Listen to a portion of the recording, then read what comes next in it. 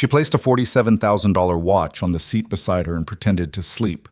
Not because she was tired, but because she wanted to see what he would do when he thought no one was watching.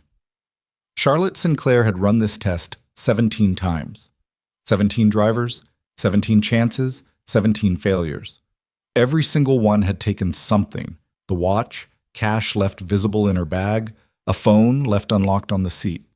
Every single one had confirmed what she already believed. People are only honest when they think they'll get caught. She had no reason to believe tonight would be any different. She was wrong. Drop a comment with your city.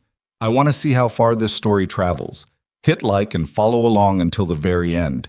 You won't see this ending coming. The rain came in sideways, not the soft cinematic kind that looks good through a window. This was the kind of rain that meant business, the kind that bent trees wrong and turned highway lanes into rivers and made sensible people pull off the road and wait it out in a parking lot somewhere with bad coffee and a dry seat. Nathan Brooks was not a sensible person tonight. He couldn't afford to be. He merged onto the I-90 connector at 11:47 p.m., wipers working double time, the defroster losing a slow war against the fog creeping up the inside of his windshield. His sedan, a 2019 Camry with 140,000 miles and a rear bumper sticker his daughter Lily had put there when she was 4, a rainbow unicorn, slightly crooked, cut through the rain with the quiet determination of a car that had been through worse and survived. The dispatch ping came through at 11:52. Nathan glanced at it. Premium fare. Airport pickup. No, correction. Private terminal. Canceled flight. Passenger needed ground transport to, he squinted, Ashford Lake. That was 63 miles out. 63 miles in this weather, on roads he didn't entirely trust. He accepted the ride before he finished reading the details. He always did. The private terminal at Meridian Regional Airport was smaller than it sounded. One building, glass and steel, the kind of place where the chairs cost more than Nathan's monthly rent, and nobody looked up from their phones unless someone important walked in. A security guard stood just inside the door, bored and damp, clearly annoyed at still being here. Nathan pulled up to the curb at 12:03 a.m. and sat there for a minute with the hazards blinking, watching the rain sheet across the terminal windows. He'd been doing this job for 14 months. He'd learned a few things. Rich people didn't always tip, people in suits weren't always in a hurry, and passengers from private terminals always looked at his car like it had personally offended them. He was not wrong tonight. The doors slid open and Charlotte Sinclair came out with her shoulders squared and her jaw set, like someone had just told her something she refused to accept. She was wearing a cream-colored coat, the kind of coat that should not be anywhere near rain, and she was holding a single structured tote bag against her chest, the way someone holds something they're not willing to set down. No rolling luggage.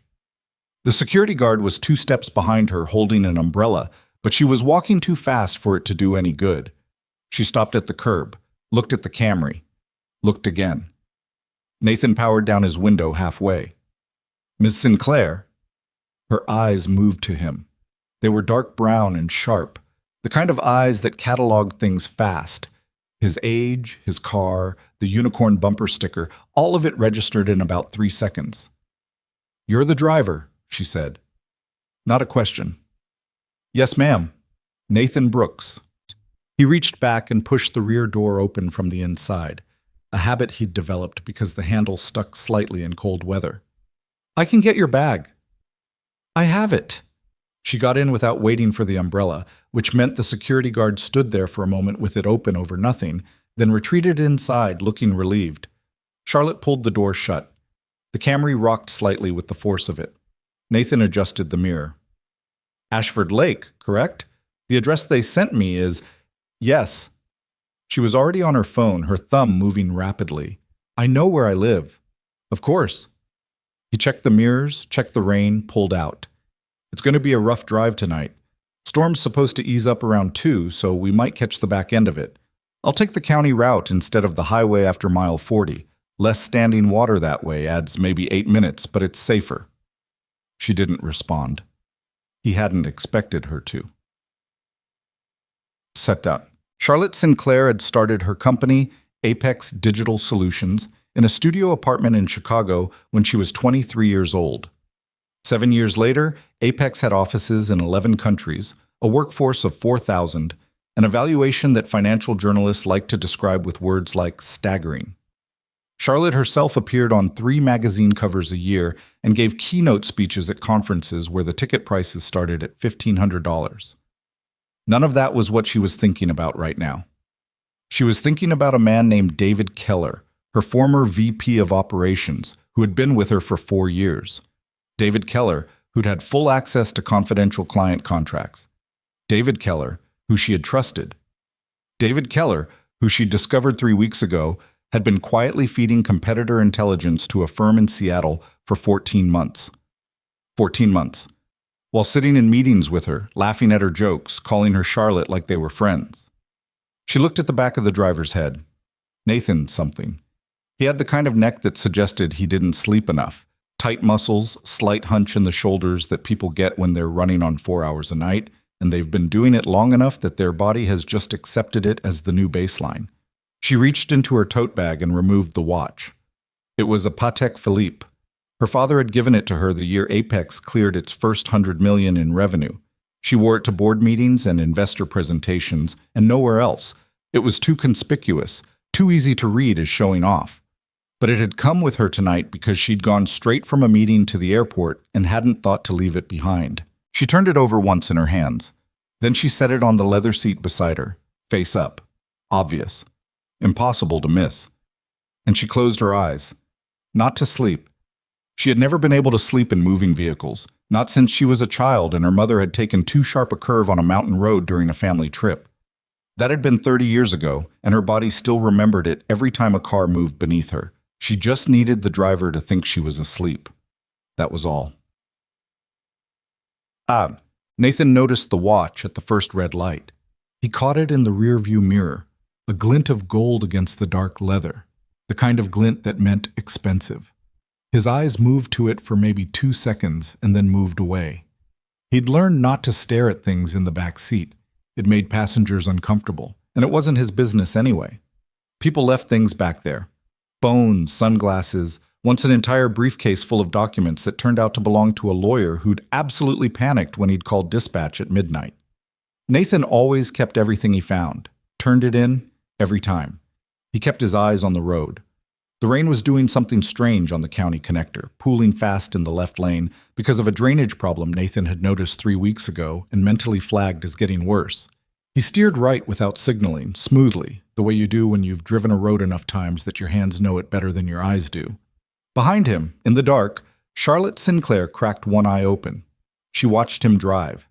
She'd expected him to look at the watch again, to reach back maybe, to at least slow down and turn on the interior light under some pretext. That was what most people did.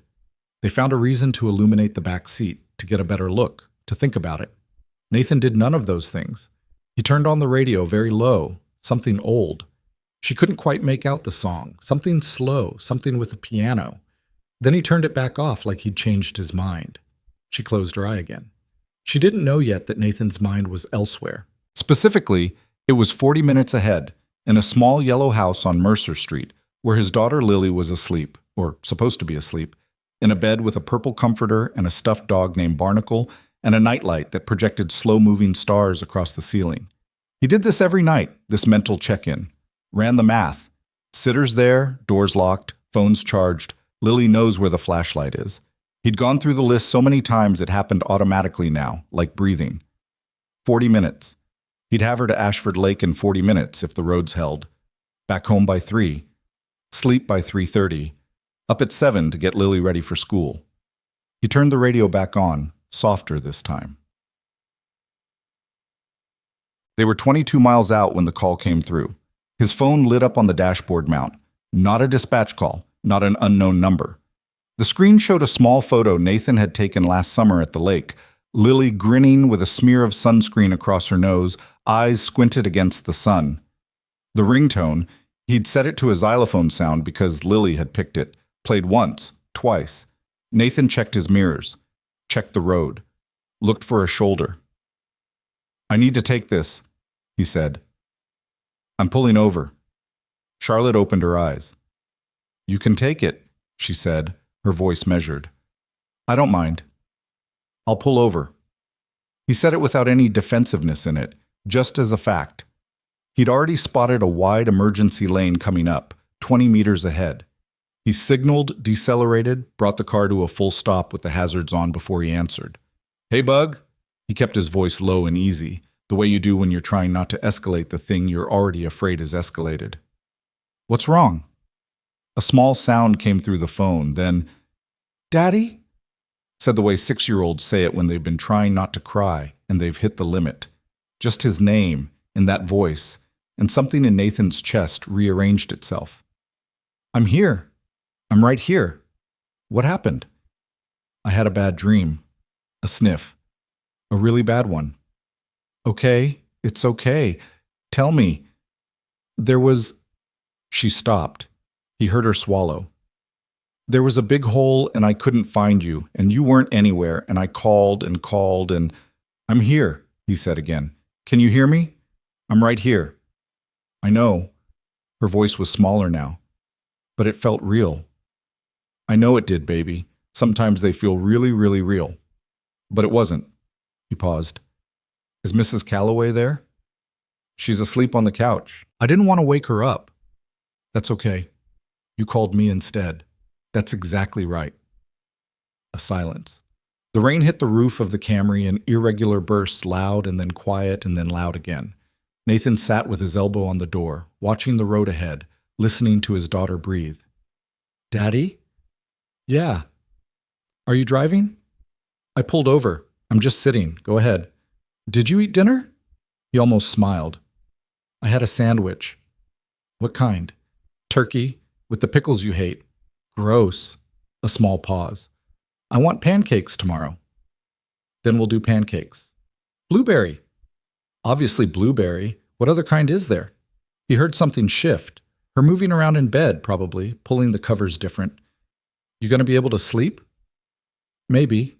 A hesitation. "Can you sing the song?" Nathan was quiet for a moment. He never minded exactly, but it always cost him something. The same something it always cost him when he opened the cabinet above the sink and found the coffee mug his wife Elena had used, the one with the chipped handle that he kept meaning to throw away and never did. It cost him in the place just below the sternum, where grief parks itself when it's decided to stay. "Yeah," he said. "I can do that." He sang quietly. The old lullaby, something Elena's mother had sung to her, something with no famous name that Nathan knew, just a melody and words about the stars, knowing where you were even in the dark. He didn't have a good voice. He had his voice, which was steady and low and a little rough at the edges, and he'd learned the song by listening to Elena sing it and asking her to repeat it so many times she'd laughed and said, "You're going to be doing this when she's 20, you know?"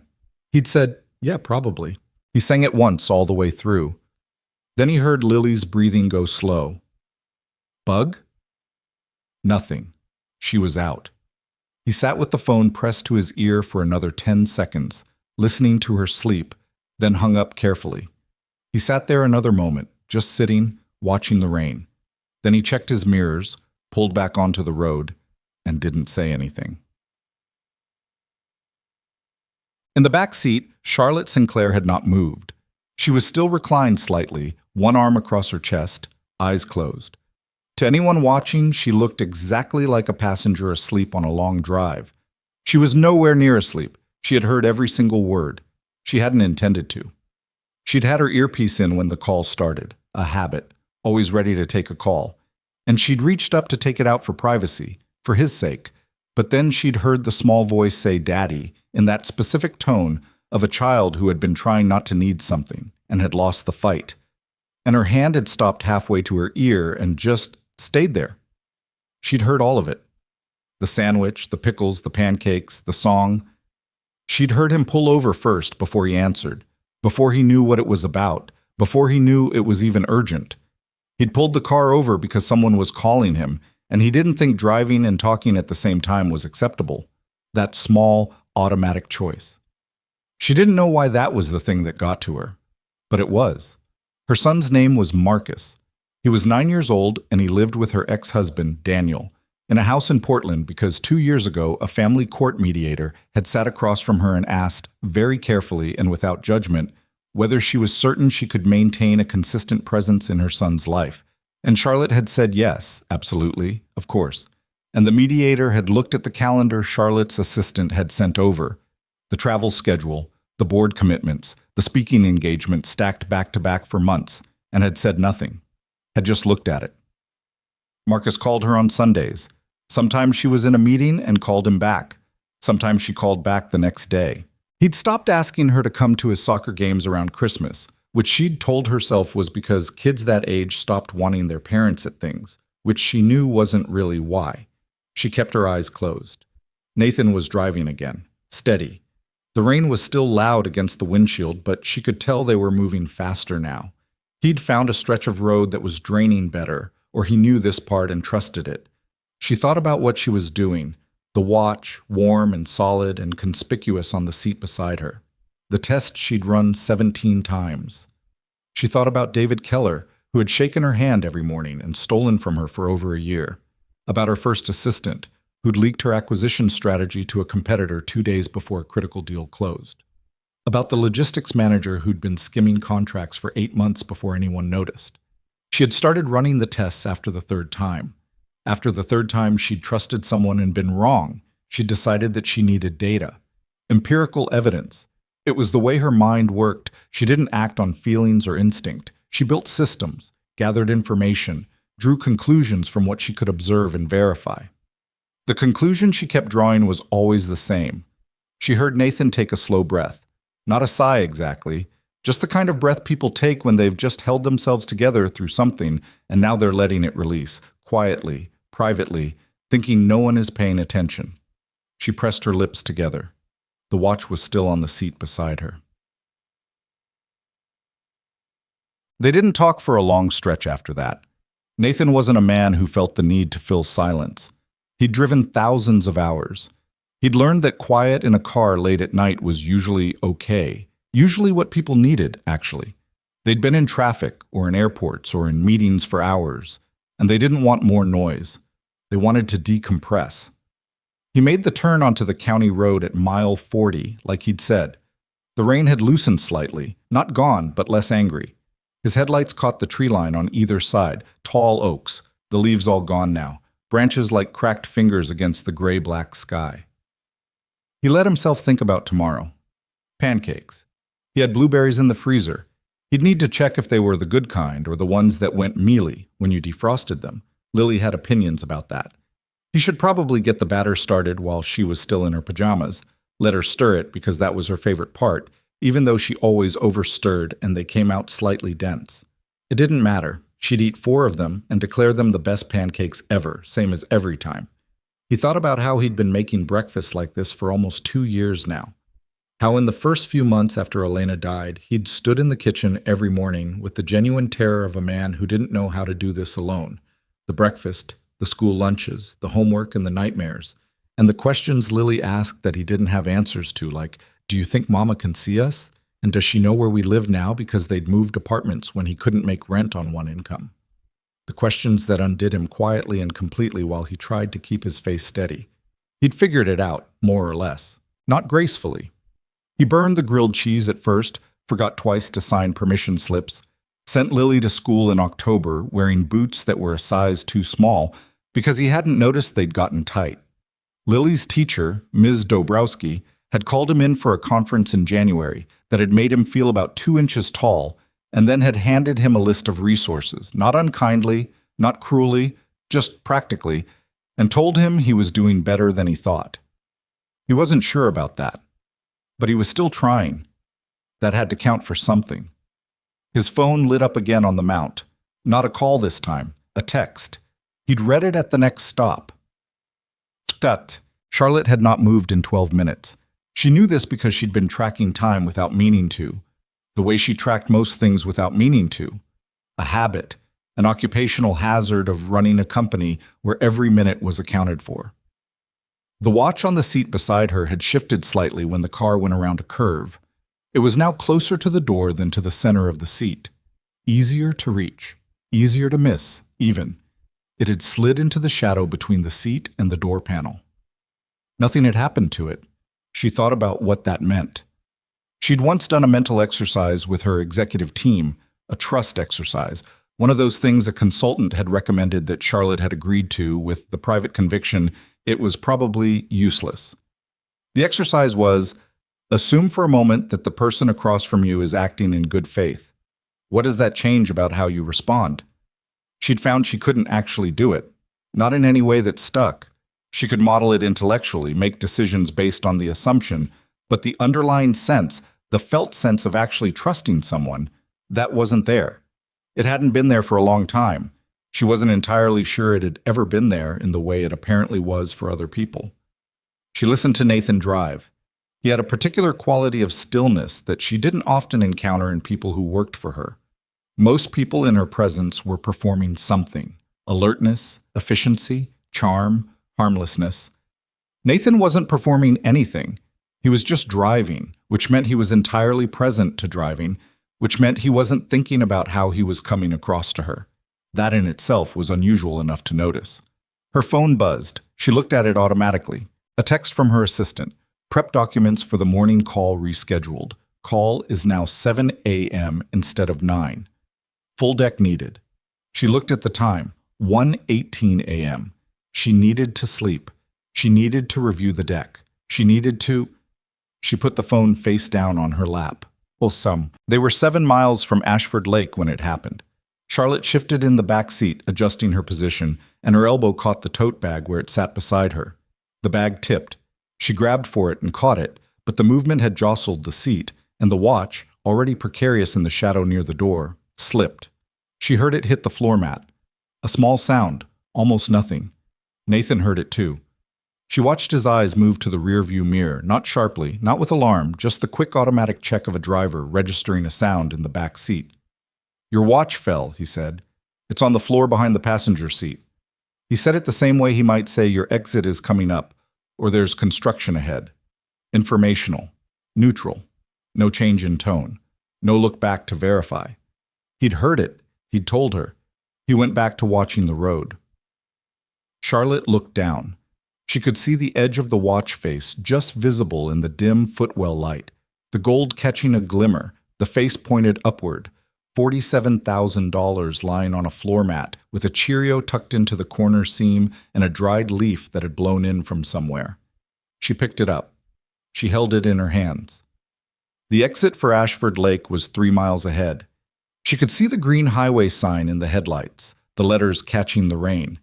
She had the strange and unwelcome feeling of someone who has been standing on one side of a door for so long they've forgotten the door exists, and then something has touched the handle. She didn't do anything with this feeling. She was not, by nature or practice, someone who did things with feelings in real time. She cataloged it, filed it somewhere, and sat with it in the quiet, expensive dark of Nathan Brooks' very ordinary car. Besses. The gated community at Ashford Lake had a guard booth at the entrance. Not a real guard this time of night, just a keypad and a camera. Charlotte leaned forward and gave Nathan the access code without being asked, and he punched it in efficiently, and the gate swung open. The roads inside the community were pristine even in the rain, the drainage engineered for exactly this kind of weather. Nathan drove slowly, not because he needed to, but because he could feel they were somewhere that expected slow. Her house was at the end of the main road, set back from the lake by about 200 meters. Lights on a timer were burning in 2 windows. The house itself was large and angular, all glass and dark stone, the kind of architecture that said something specific about its owner, not ostentatious exactly, but deliberate, controlled, every line precise. Nathan pulled into the circular drive and stopped. He put it in park, reached back and pushed the door open from the inside. Charlotte didn't move immediately. 14 months, she said. Nathan turned slightly. Sorry? I've been running a test. When I travel... She paused, looking at the watch in her hand. With this. A beat. You're the 18th driver. Nathan looked at her reflection in the mirror. Waited. Every other person took something, she said, or tried to. Every single one. The rain on the roof had gone quiet. What was left was a light drizzle, the kind that barely made noise. Nathan said, I'm sorry to hear that. He sounded like he meant it. You never even looked at it, Charlotte said. Not really. You saw it once and looked away. It wasn't mine to look at. 3 words, exact, not performed. Charlotte turned the watch over once, then put it in her bag. Your daughter, she said. The nightmares? Does that happen often? He was quiet for a moment. Often enough. She lost her mother? 2 years ago. He said it plainly, the way people say things they've said often enough that the word have found their shape and stopped cutting quite as deep. She was 4, old enough to remember some things, young enough not to understand most of them. Charlotte looked out the window at her lit house, at the lights on timers burning in empty rooms. I have a son, she said. It came out different from how she'd intended it, heavier somehow, like the words had weight she hadn't planned for. He's 9. He lives with his father. Nathan didn't say anything, which she found she appreciated. People usually said something, I'm sorry, or that must be hard. Something that required her to respond to their sympathy, which required her to manage their feelings about her situation, which was just more labor. He stopped asking me to come to his soccer games, she said. She hadn't told anyone that. She wasn't sure why she was telling a rideshare driver at 1:30 in the morning in the rain, but the words were out now and she wasn't going to take them back. Nathan said quietly, How old was he when he stopped? 8. A pause. There's still time, Nathan said. She looked at him, at the back of his head, at the lines in his neck, at the hands resting loose on the steering wheel. You don't know that. No, he agreed. But there usually is. More than people think. Charlotte opened the door. The night air was cold and smelled like wet leaves and rain-soaked stone.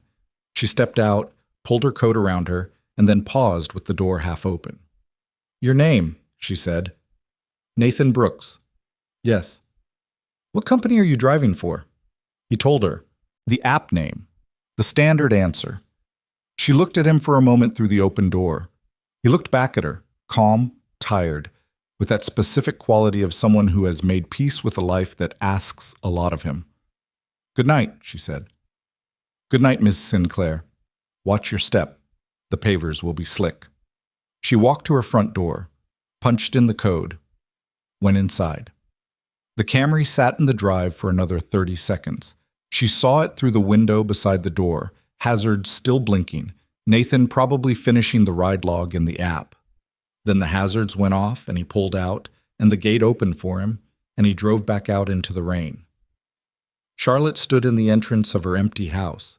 The lights the timers had left on illuminated a living room that was clean and ordered and large and completely silent. No small sounds, no television left on, no shoes by the door. She set her bag down on the console table. She took out the watch and looked at it. Then she took out her phone and went to her contacts and found the name she'd been scrolling past on Sunday evenings without pressing for 6 months. Marcus. Cell. She didn't call, not tonight. It was too late, and he'd be asleep, and she needed to think about what to say. But she didn't put the phone down either. She stood there for a long time in the expensive silence of her empty house, holding her phone in one hand and her father's watch in the other, thinking about a man driving through the rain toward a yellow house and a sleeping 6-year-old in a purple comforter and a stuffed dog named Barnacle. Thinking about what it cost to be honest when no one was watching. Thinking that she wasn't entirely sure she'd ever done that. Not the honest part, not quite, or whether she even remembered how to start. Nathan hit the highway at 1:41 a.m. The rain had settled into a fine mist now, the worst of the storm moving east. His wipers shifted down to intermittent. The road was mostly clear, just him and the occasional semi, orange lights burning through the mist like tired planets. He had 63 miles home.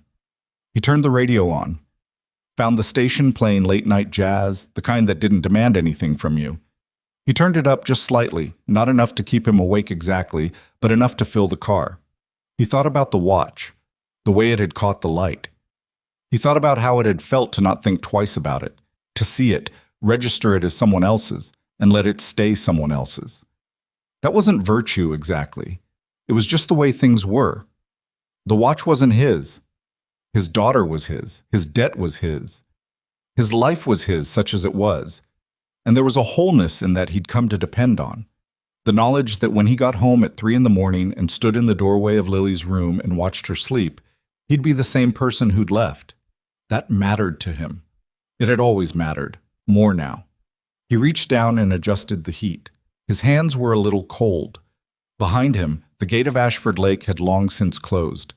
He thought about the woman in the back seat. The way she'd said he stopped asking me to come to his soccer games. The precision of it, the way she'd said it like a statistic, like something she'd reviewed in a report. He recognized that register. Not absence of feeling, but feeling that had been moved somewhere internal because external was too expensive. He knew that register. He'd used it himself, in the early months after Elena, at the hospital, making decisions, signing things, at the funeral home, at Lily's school, explaining to the front office, to the teacher, to the parents who looked at him with a particular kind of careful sympathy. The precision was a way of staying functional. He understood it completely. He hoped the woman called her kid. Not his business, not his place to say so. But he hoped it.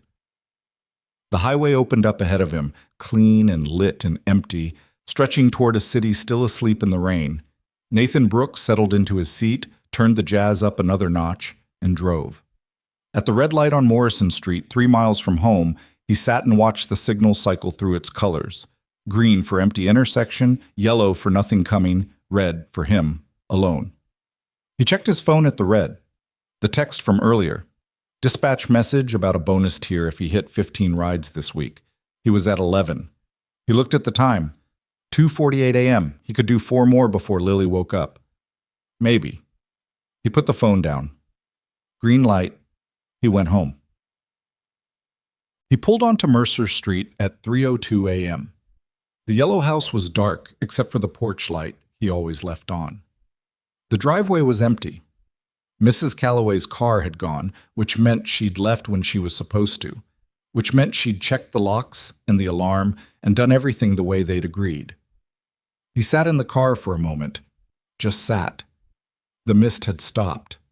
The street was wet and still, the street lamp making a small orange circle on the asphalt, the leaves in the gutter wet and dark and plastered flat. He got out, locked the car, went inside.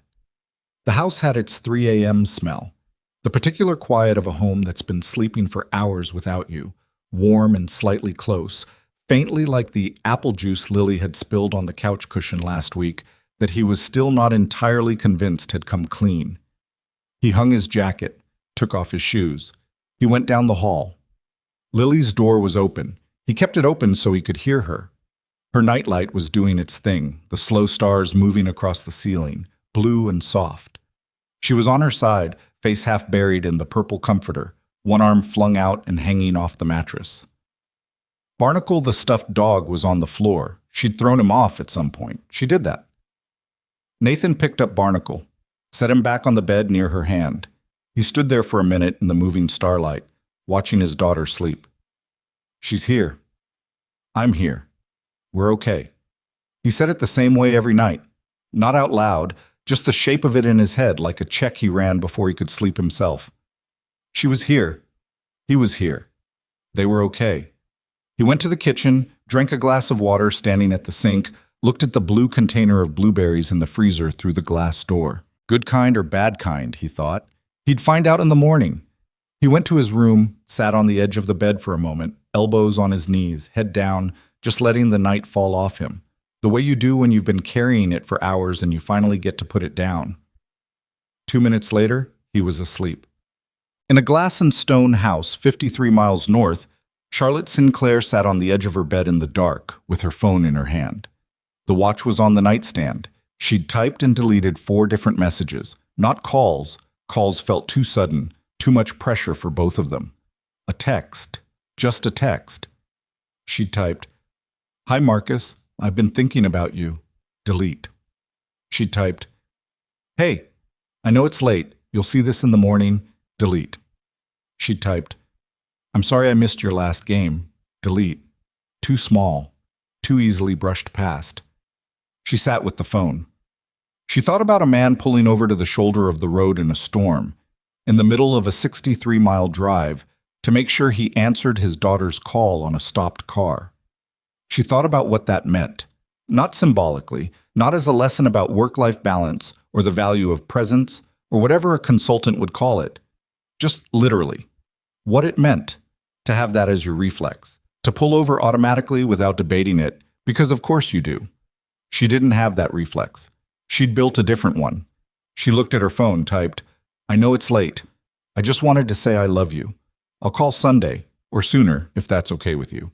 I'd like to hear about your season." She read it 3 times, sent it, put the phone face down on the nightstand, lay back on top of the covers, still in her coat, staring at the ceiling. Through the floor-to-ceiling windows, the lake was dark and still. The rain had stopped. Somewhere out there, a single light on the far shore burned, a dock light, someone's property marker, burning yellow and steady in the dark. Charlotte looked at it for a long time. Her phone buzzed. She turned it over. Marcus. "I love you too, Mom. Good night." Sent 17 minutes ago. He'd been awake.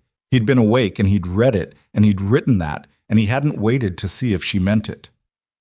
She put the phone back down.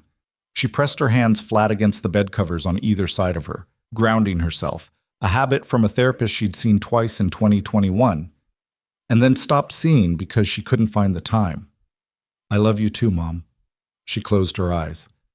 And for the first time in longer than she could accurately remember, Charlotte Sinclair slept without scheduling it. The blueberries were the bad kind. Nathan discovered this at 7:14 a.m. when he pulled them from the freezer and shook a handful into the bowl, and they came out in a solid clump, fused together the way frozen things get when the temperature fluctuates. Freezer burn on the outside, mushy core, the kind that turns gray when you heat them and bleeds into the batter and makes the pancakes look slightly bruised. He stood at the counter in his socks, holding the frozen clump, doing the math. Corner store opened at 7. It was a 4-minute walk. Lily woke up between 7:30 and 8 on school mornings, later on Saturdays. Today was Friday. He put the bad blueberries back, grabbed his jacket off the hook by the door, left a note on the kitchen table that said, "Went to get the good blueberries, back in 10, and went." The morning was cold and bright, the kind that came after heavy rain. Everything washed clean and sharp-edged, the puddles on the sidewalk reflecting a sky so blue it looked almost fake. Nathan walked fast with his hands in his pockets, breath coming out in small clouds. He'd slept 3 hours and 40 minutes, which was not enough, but was what it was. His body had stopped complaining about things like that somewhere around month 4 of the night shift. You just adapted. You got up and you did the next thing. The corner store smelled like coffee and the particular dusty warmth of overworked heating vents. Mr. Osei, who owned the place and had for 20 years, was behind the counter reading something on his phone. He looked up when Nathan came in. "Early," Mr. Osei said. "Pancakes," Nathan said. Mr. Osei nodded like this explained everything, because it did. Nathan found the blueberries in the produce section. Fresh ones, a green carton with a paper label. Not cheap, but not impossible. He grabbed 2 cartons because one was never enough, and he hated running out of things mid-cook. Brought them to the counter. "She have another nightmare?" Mr. Osei asked, scanning them. Nathan looked at him. "You only come in this early when she has the nightmares," Mr. Osei said, not unkindly. "And you only make pancakes when you feel bad about something you couldn't fix." Nathan pulled out his wallet. 4 hours of sleep makes you philosophical. 4 hours of sleep makes me accurate." He handed back the change. "She's okay?" "She's okay." Nathan pocketed the change. "She's always okay by morning. That's the thing about being 6. Whatever scared you at midnight is just a dream by the time the sun comes up." "Must be nice," Mr. Osei said. Nathan said, "Yeah," and meant it completely. He was back in the kitchen by 7:26. He had the batter going when he heard the small thud from down the hall that meant Lily had gotten out of bed the way she always did. Not gradually, not by sitting up first, but by rolling straight off the edge like a log going over a waterfall and landing on her feet with a sound like a dropped textbook. He heard her in the bathroom. The faucet. The very particular sound of a 6-year-old brushing teeth without any real commitment to the process. 45 seconds of approximate effort that she always reported as a really long time. Then footsteps. She appeared in the kitchen doorway wearing the pajamas with the cartoon planets on them, Saturn on the chest, Jupiter on one knee, a meteor somewhere on the back she could never see, and her hair in a state that could only be described as a structural achievement. It stuck up in 3 different directions simultaneously. There were creases from the pillow on her left cheek. She looked at the bowl, at the blueberries, at him. "You went to the store," she said. "The ones in the freezer were bad." She climbed onto the counter stool and picked up a single fresh blueberry from the carton and ate it with the gravity of a quality inspector. Considered. "Good," she pronounced. "Glad we agree." She watched him pour the first round of batter into the pan. "Daddy." "Yeah. When I had the dream last night." She picked up another blueberry. "Was it really late when I called?" "It was fine. I was driving." "Were you pulled over?" He looked at her. "Why?" "Because you always pull over." She said it matter-of-factly, like she was reporting something she'd observed and cataloged. "Even when I can't see you, I know you pulled over." He flipped the pancake. It was good. The batter had rested long enough. The blueberries were bleeding into it in the right color, not gray. "Yeah," he said. "I pulled over." She seemed satisfied with this.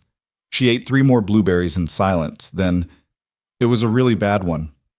"I know. I couldn't find you anywhere." "I know, Bug. But then I heard your voice and it was okay." She considered the blueberry carton. "It's weird how that works."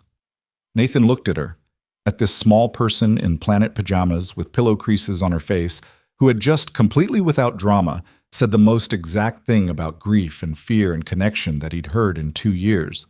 "I heard your voice and it was okay." "Yeah," he said, his own voice steady. "It is weird how that works." He put the first pancake on a plate and set it in front of her. She examined it with the same seriousness she'd given the blueberry. Then she picked up her fork. "4," she announced. "I'm going to eat 4. "You always say that." "I always mean it."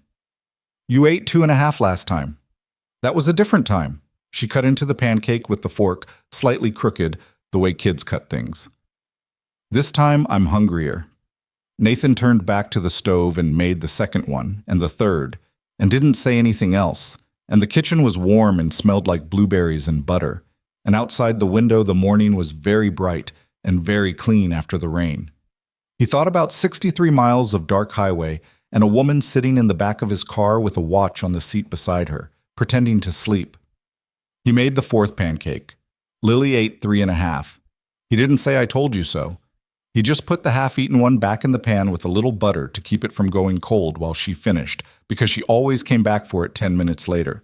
He'd learned that one by month 2. Some things you had to learn by being there. 53 miles north, Charlotte Sinclair woke up, still in her coat. She was on top of the covers, lying sideways across the bed, and she was still wearing her coat, and for approximately 4 seconds she had absolutely no idea where she was. Then the lake registered through the windows, the morning light coming flat and white across the water, and she remembered.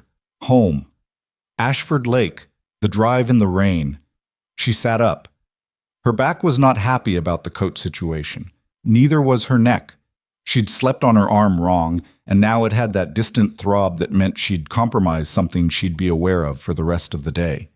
She rotated her shoulder carefully, stood up, looked at herself in the glass panel of the closet door. The cream coat had a crease across one lapel. Her hair, which she kept pinned back for late-day meetings, had come half loose. One side still neat, the other side decided it had other plans. She looked like a woman who had slept in her work clothes, because that was what she was. She took the coat off and draped it over the chair by the window. Her phone was on the nightstand. She remembered before she looked. The text, the send button, the 4 words she hadn't expected back before morning. "I love you too, Mom." She read it again now, in daylight. It looked different in the morning, still real, still exactly those words, but the night hadn't distorted it. She'd been braced, slightly, to find she'd imagined the weight of it. She hadn't. She sat with the phone and looked at the message for a while longer than was strictly necessary. Then she set it down and went to shower. Her morning routine was normally efficient to the point of being militarized. 22 minutes from bed to dressed, no wasted motion, coffee already set on a timer. She'd designed her mornings the same way she designed operations. Eliminate friction, standardize process, move fast. The bathroom had heated floors and a rainfall shower head and a mirror that didn't fog because of some coating the contractor had put on that she didn't fully understand but appreciated. Everything in its place. Everything functional. This morning she stood under the water for 9 minutes longer than usual and did nothing in particular except stand there. She was thinking about Nathan Brooks pulling to the shoulder of the highway in the rain to answer a phone. Not the act itself, she'd spent enough of the night on that. She was thinking about the cost of it, the lost time, the delayed arrival, the fact that his earnings on that ride were calculated per mile plus time in transit, and pulling over was dead time, unpaid time, and he'd done it without any visible calculation. She ran a company. She thought about costs constantly. She knew the cost of everything she touched: time, attention, effort, goodwill, the quiet social capital that accrued or depleted based on 1,000 small decisions. She was good at knowing what things cost. She'd stopped being able to calculate the cost of the things she didn't do. That was the part that had gotten away from her somewhere. The math on the missed games, the Sunday calls pushed to Monday, the times Marcus had said it's okay in a voice that meant it wasn't okay, and she'd taken the it's okay at face value because taking it at face value was less expensive in the immediate term. She turned off the shower, stood dripping on the heated floor. By the time she was dressed, dark blue, a blazer, different from the cream coat, she had made a list in her head, which was how she processed most things. Not a list of feelings or realizations, but a list of actions. Specific, measurable, executable. 1. Call Ryan Cho, her head of HR, and have him pull the employment file on one Nathan Brooks. Not to surveil him, not to background check him further than the company already had. She wanted to see his record, how long he'd been driving, what the platform metrics said, whether there was something there that helped her make a decision she'd been forming since somewhere around mile 22 of the county road in the rain. 2. Call Marcus Sunday. Not text, call. Actual call. And keep the appointment. 3. Have her assistant block 2 hours every Sunday evening. No calls, no prep, no meetings. Those hours were Marcus's, whether or not Marcus knew it yet. She wrote none of this down. She didn't need to. The list would stay exactly where she'd put it until she moved through each item. She went to make coffee. The kitchen was large and white and silent, the morning light coming in wide and clean off the lake. She stood at the counter and watched the coffee drip and thought about empty houses and what they actually cost. Friday passed the way Fridays with a 6-year-old passed, in a rush of small, urgent things that didn't stop being urgent just because they were small. Nathan dropped Lily at school at 8:35, 3 minutes late because she couldn't find her left shoe, and it turned out to be inside the right shoe, which was inside the hallway closet, which neither of them had thought to check, because why would you put a shoe inside a closet? That was Lily's logic, and it was airtight if you were 6. He kissed the top of her head at the school gate. She hugged him around the middle with her backpack still on, which meant the backpack hit him in the thighs. And then she was gone. Into the noise and color of the schoolyard, already calling out to a girl Nathan recognized as the one who'd thrown up in class in October, and was now apparently Lily's closest confidant, presumably because shared experience builds bonds. He drove home, slept until noon, ate something, took a shower. His phone showed a notification from the rideshare app, an updated tier bonus structure, $5 extra per ride between 10 p.m. and 2 a.m. through the end of the month. He stared at the notification for a moment, did quick math, thought about the electric bill that had gone up for the second time this winter, and accepted the push notification without really deciding anything. He picked Lily up at 3. She came out of school with the particular energy of a child who had been sitting down for 6 hours and was ready to be in motion immediately. She was talking before she reached him, something about a project on ecosystems and how her partner Deja had said desert was boring, but Lily thought desert was actually extremely interesting if you think about how the animals don't have water and how they just figure it out. A position she laid out in complete detail for the 12-minute drive home. Nathan asked questions in the right places. Agreed that desert was probably underrated. Helped her think through which animal to focus on for the project. They landed on the kangaroo rat, which she'd never heard of and immediately required to know everything about. They looked it up together at the kitchen table with her still in her jacket and backpack. "It doesn't drink water," Lily said, reading from the page with the focused intensity she brought to things that genuinely interested her. It makes water from seeds. That's a useful skill, Nathan said. I want to be able to do that. Photosynthesize? Make water from seeds. She looked up. If I was lost in a desert. Good plan. He stood up to start dinner. Make sure you write that part down for the project. The part where I want to be able to do it. The part about how it works. Your feelings about it can be the conclusion. She considered this. Okay. She pulled a pencil out of her backpack with the authority of someone settling in. Daddy? Yeah. Do you think we'll ever go to a desert? He was already at the stove, thinking about whether he had enough chicken for 2 people or whether it was going to be a pasta night. Maybe.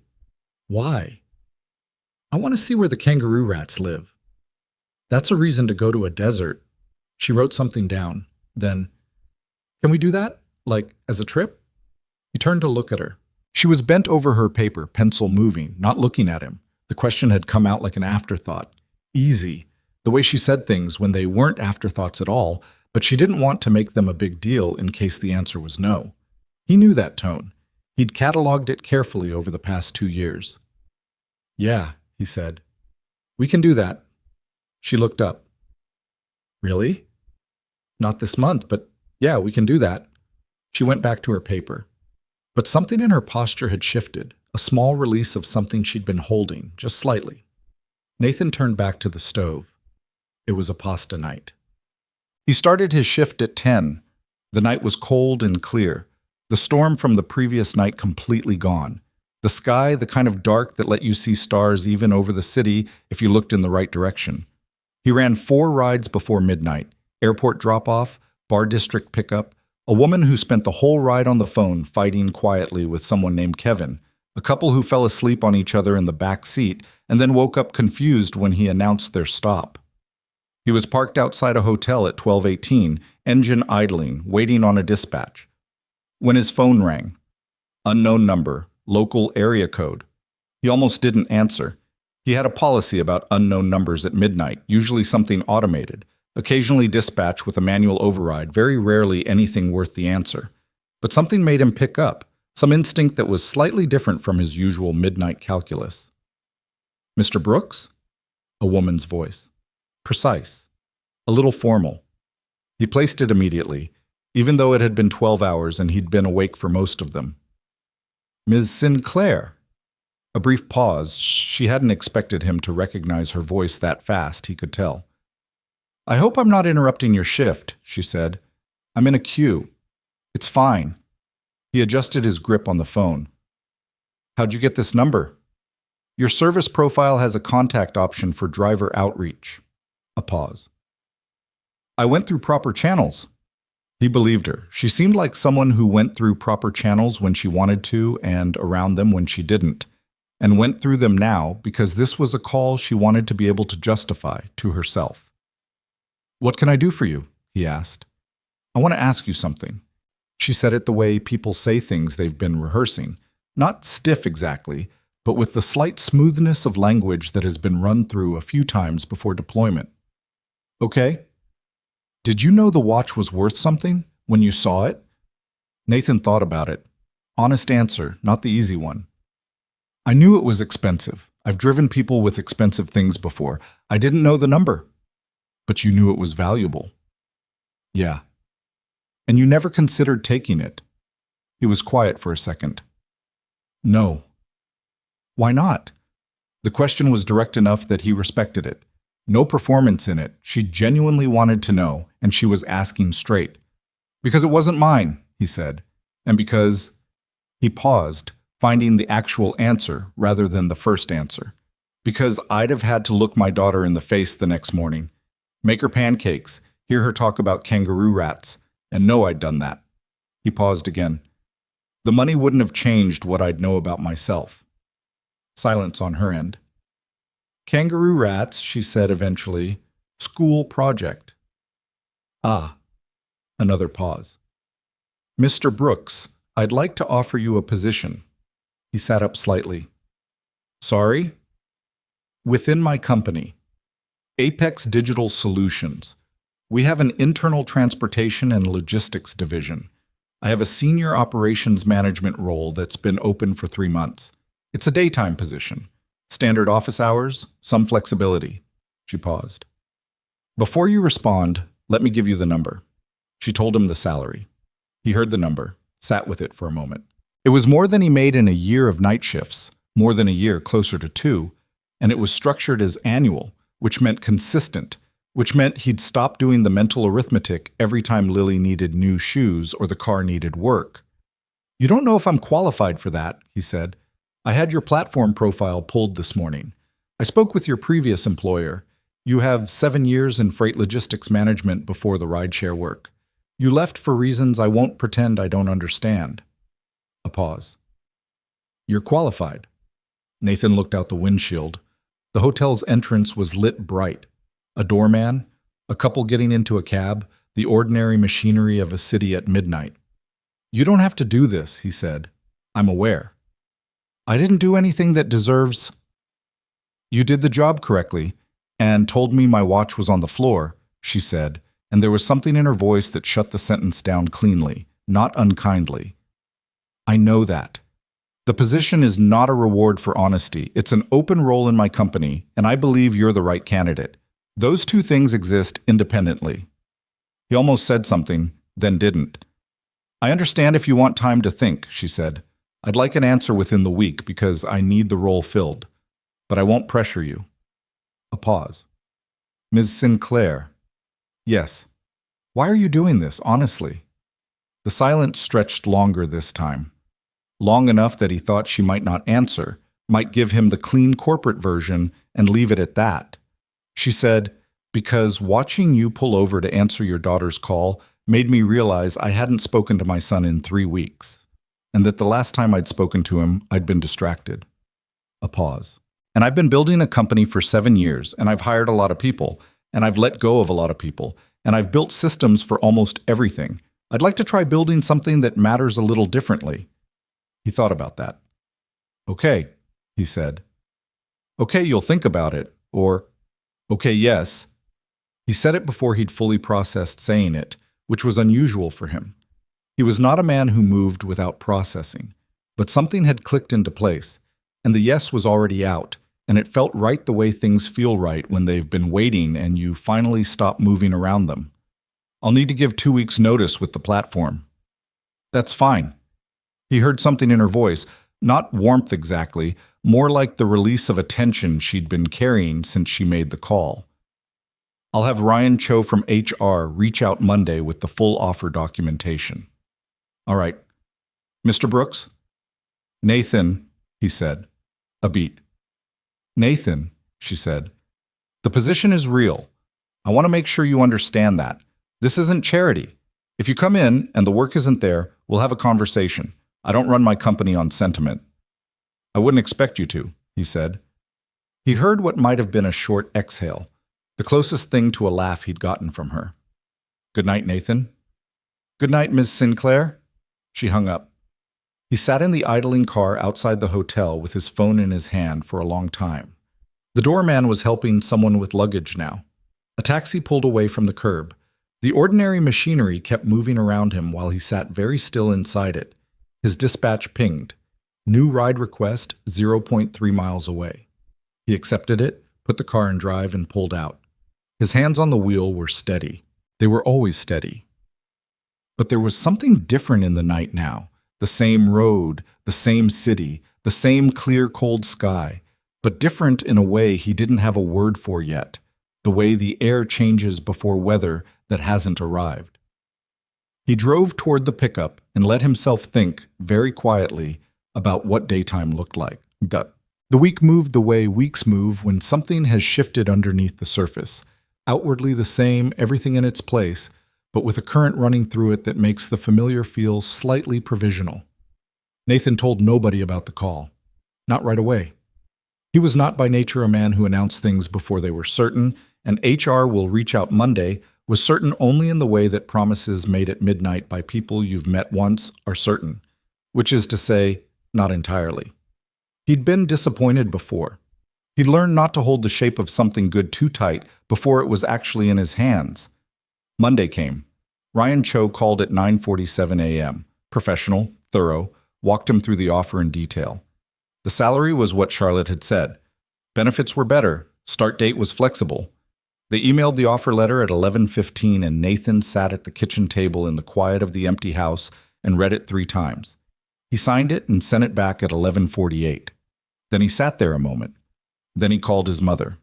His mother, Diane, lived 40 minutes away in a ranch house she'd owned for 25 years and refused to leave despite his occasional suggestions that she might want something smaller. She had strong opinions about small houses. She answered on the second ring. Nathan. Her voice was the voice of a woman who had raised 3 kids and buried a husband and kept going with a particular kind of forward momentum that left no space for stalling. It's not Sunday. I know, I have news. A pause. Good news or the other kind? Good. He heard her settle into a chair. Tell me. He told her. Not everything. Not the watch, not the details of the drive. Just the job. Senior operations management, daytime hours, the number. He heard her go quiet in a way she didn't usually go quiet. Nathan, she said. Yeah. You're going to be home at night. It was the simplest version of the thing, and it was also the exact center of it. He hadn't said it that way, but she had, which was typical of Diane Brooks, who had the gift of going straight to what mattered without any of the scaffolding. Yeah, he said. I'm going to be home at night. He heard her breathe out, long and slow, the kind of exhale that has a few things in it at once, relief and something older than relief. The particular emotion of a parent watching their child come back from something that was hard. Lily's going to... She stopped, started again. She's going to have you there. Yeah. For the nightmares. Yeah, Mom.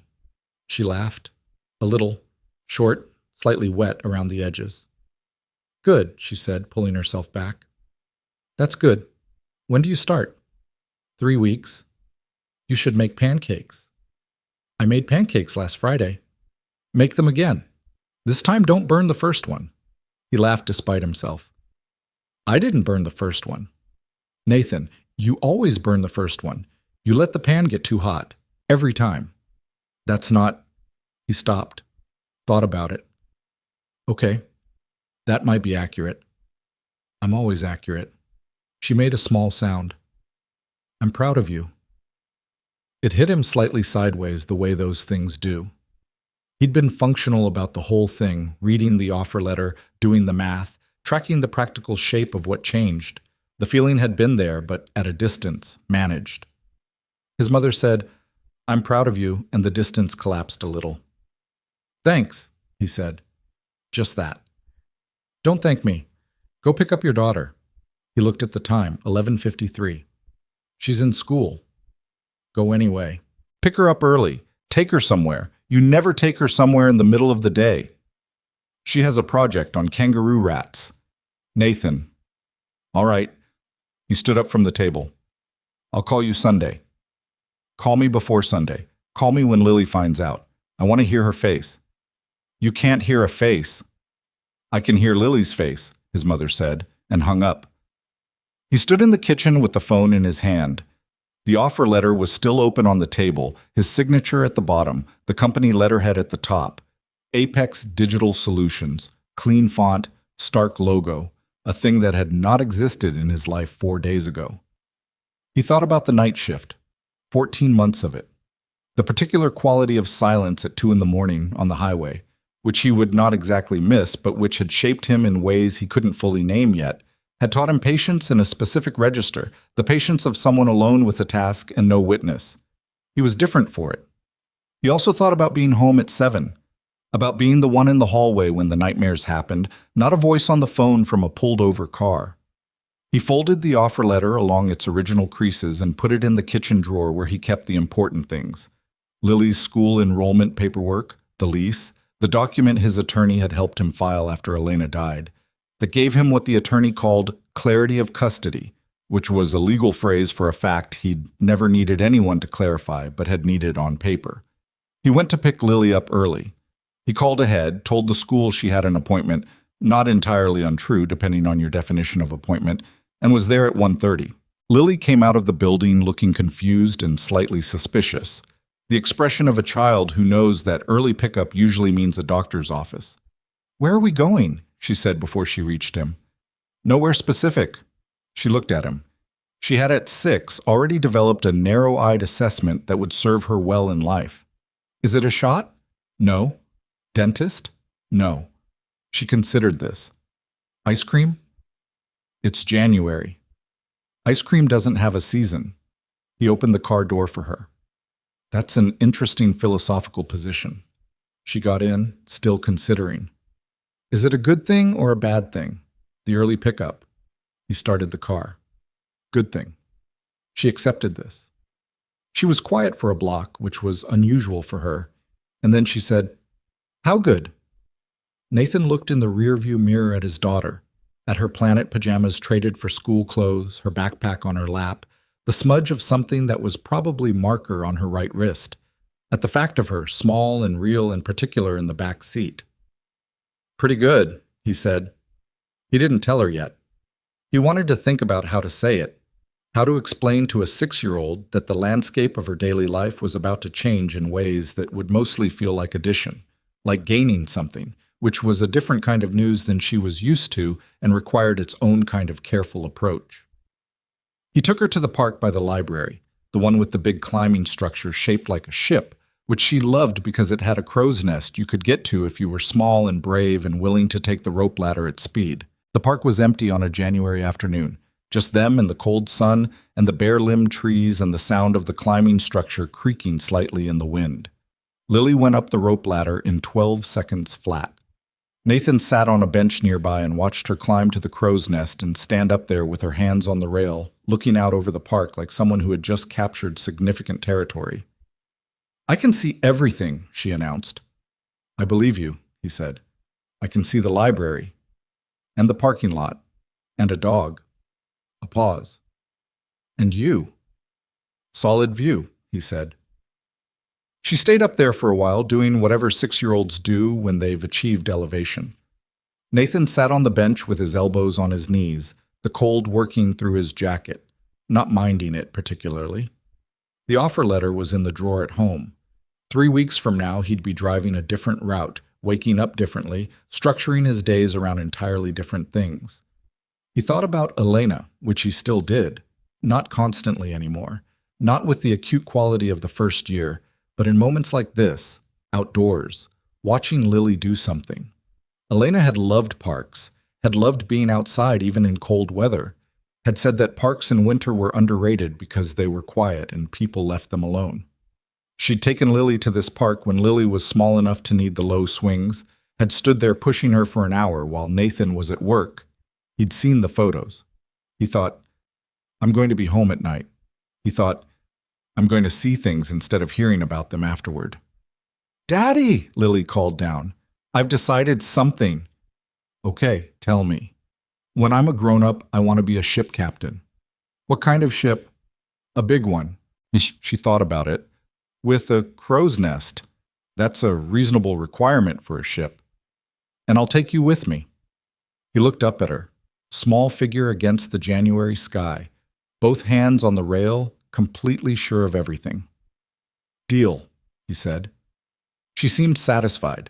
She came back down the rope ladder, less fast than she'd gone up because going down was harder, something she never quite remembered until she was already at the top. She made it without incident and dropped the last foot to the platform and then came over and sat on the bench next to him, close enough that her shoulder was against his arm. They sat there for a while. She didn't ask what the good news was. He didn't tell her yet. Sometimes you just sit with something before you say it. Let it be real for a few minutes on its own before it becomes a thing you've told someone, which is a different kind of real. The dog she'd seen from the crow's nest came through the park now, a large golden retriever being walked by an elderly man at a pace that suited both of them. Lily watched it pass with the focused attention of a child who wanted a dog and knew better than to campaign for it right now. "Daddy," she said. "Yeah. Can I ask you something?" "You can always ask me something."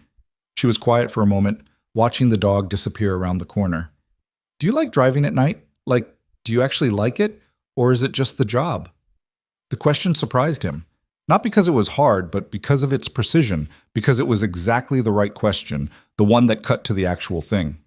He thought about it honestly. "It's just the job," he said. "I did it because it's what I could do, but I don't—" He paused. "No, I don't love it." She nodded slowly, taking this in. "I didn't think you did," she said, like she'd suspected this for a while and was glad to have it confirmed. "What made you think that?" She shrugged. "You always look kind of tired." He laughed. The cold air made it come out in a cloud. "Yeah," he said. "I am kind of tired." She leaned slightly into his arm. "I think you should do something you like." "Yeah?" "Yeah." Confident, settled. "You're good at lots of things. You could do a different thing." He looked down at the top of her head. The hair was getting long again. It needed a trim, another thing on the list of things that needed doing. "What if I told you," he said, "that I found a different thing?" She looked up at him, the narrowed assessment again, checking his face. "A good different thing." "A good different thing," he said. "Daytime hours. I'd be home at night." Something happened in her face, something he didn't have a name for. Not surprise exactly, more like the expression of someone who had been quietly carrying a hope for a long time and is now watching it step through the door. "Every night?" she said. "Every night." She looked at him for a long moment. Then she turned back to the park. Let out a breath, slow and long, the kind that has been held without knowing. "Okay," she said, "just okay." Not the screaming joy he might have expected from a 6-year-old. Just okay. Which meant everything was settled now, that it was solid, that she'd filed it in the place where the certain things lived. They sat there until the cold drove them to the car. On the way home, she talked about kangaroo rats again, specifically about the fact that she wanted to draw one for the project and was worried she didn't know what a kangaroo rat looked like. And he told her they'd look it up together, and she said, "Okay." And by the time they pulled onto Mercer Street, she was telling him about a disagreement she and Deja had about whether the moon was technically a desert, which was an extremely interesting argument that Nathan found he had genuine thoughts about. He unlocked the front door and she was inside before him, backpack dropped in the hall with a thud, shoes already off in 2 different directions, the house filling instantly with her particular version of occupancy. He stood in the doorway for a moment with the key still in the lock. 3 weeks. He went inside and closed the door. 3 weeks went faster than Nathan expected, which was something people always said about time moving toward change, and which he'd never quite believed until it was happening to him. His last night shift was a Tuesday. He'd planned it to be unremarkable. Just another set of rides, just the city at night doing its city at night things. But the shift had the particular texture of last time's, which is that you notice everything slightly more than usual because you know you're counting down.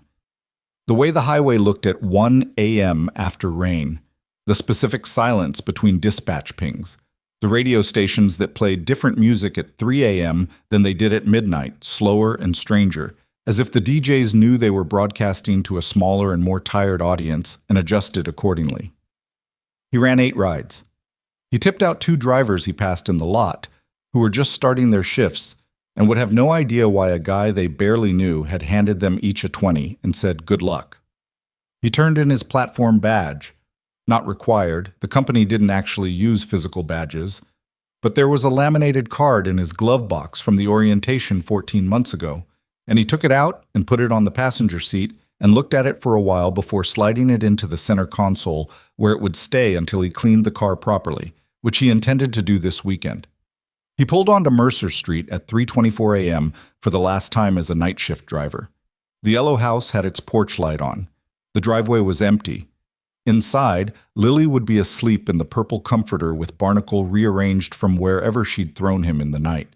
The kitchen would still smell faintly like the soup he'd made for dinner, chicken and rice, Lily's request, nothing complicated. He sat in the car for a few minutes. He wasn't sentimental about the job itself.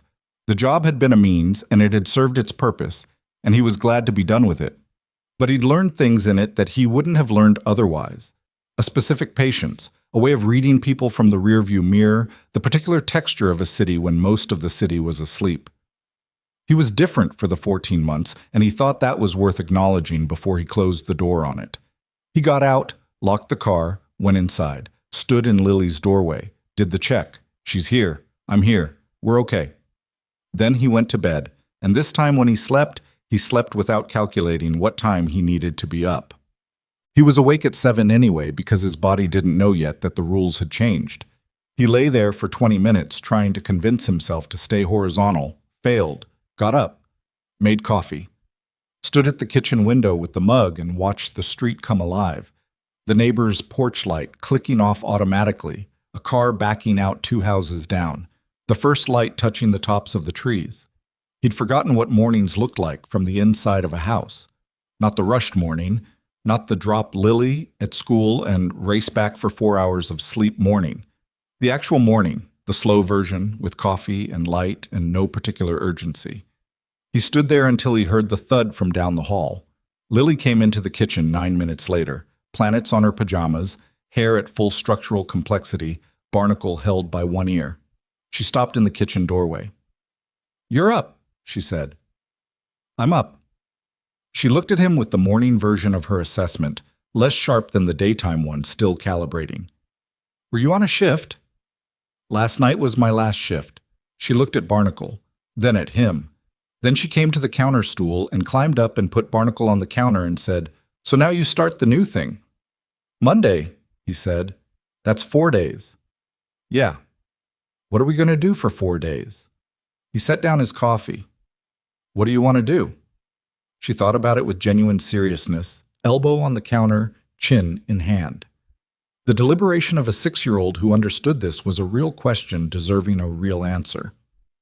"I want to go to the Natural History Museum," she said, "because they have a desert exhibit, and I want to see if there's a kangaroo rat. There's probably a kangaroo rat. And I want to make the soup again. We can make the soup. And I want you to be here when I wake up." She said this last one differently, not like the museum, not like the soup, quieter, like something she'd been waiting to say, and now that she'd said it, she wasn't going to make more of it than it was. Nathan looked at his daughter sitting at the kitchen counter at 7 in the morning with her stuffed dog in her planet pajamas and her hair going sideways in 3 directions.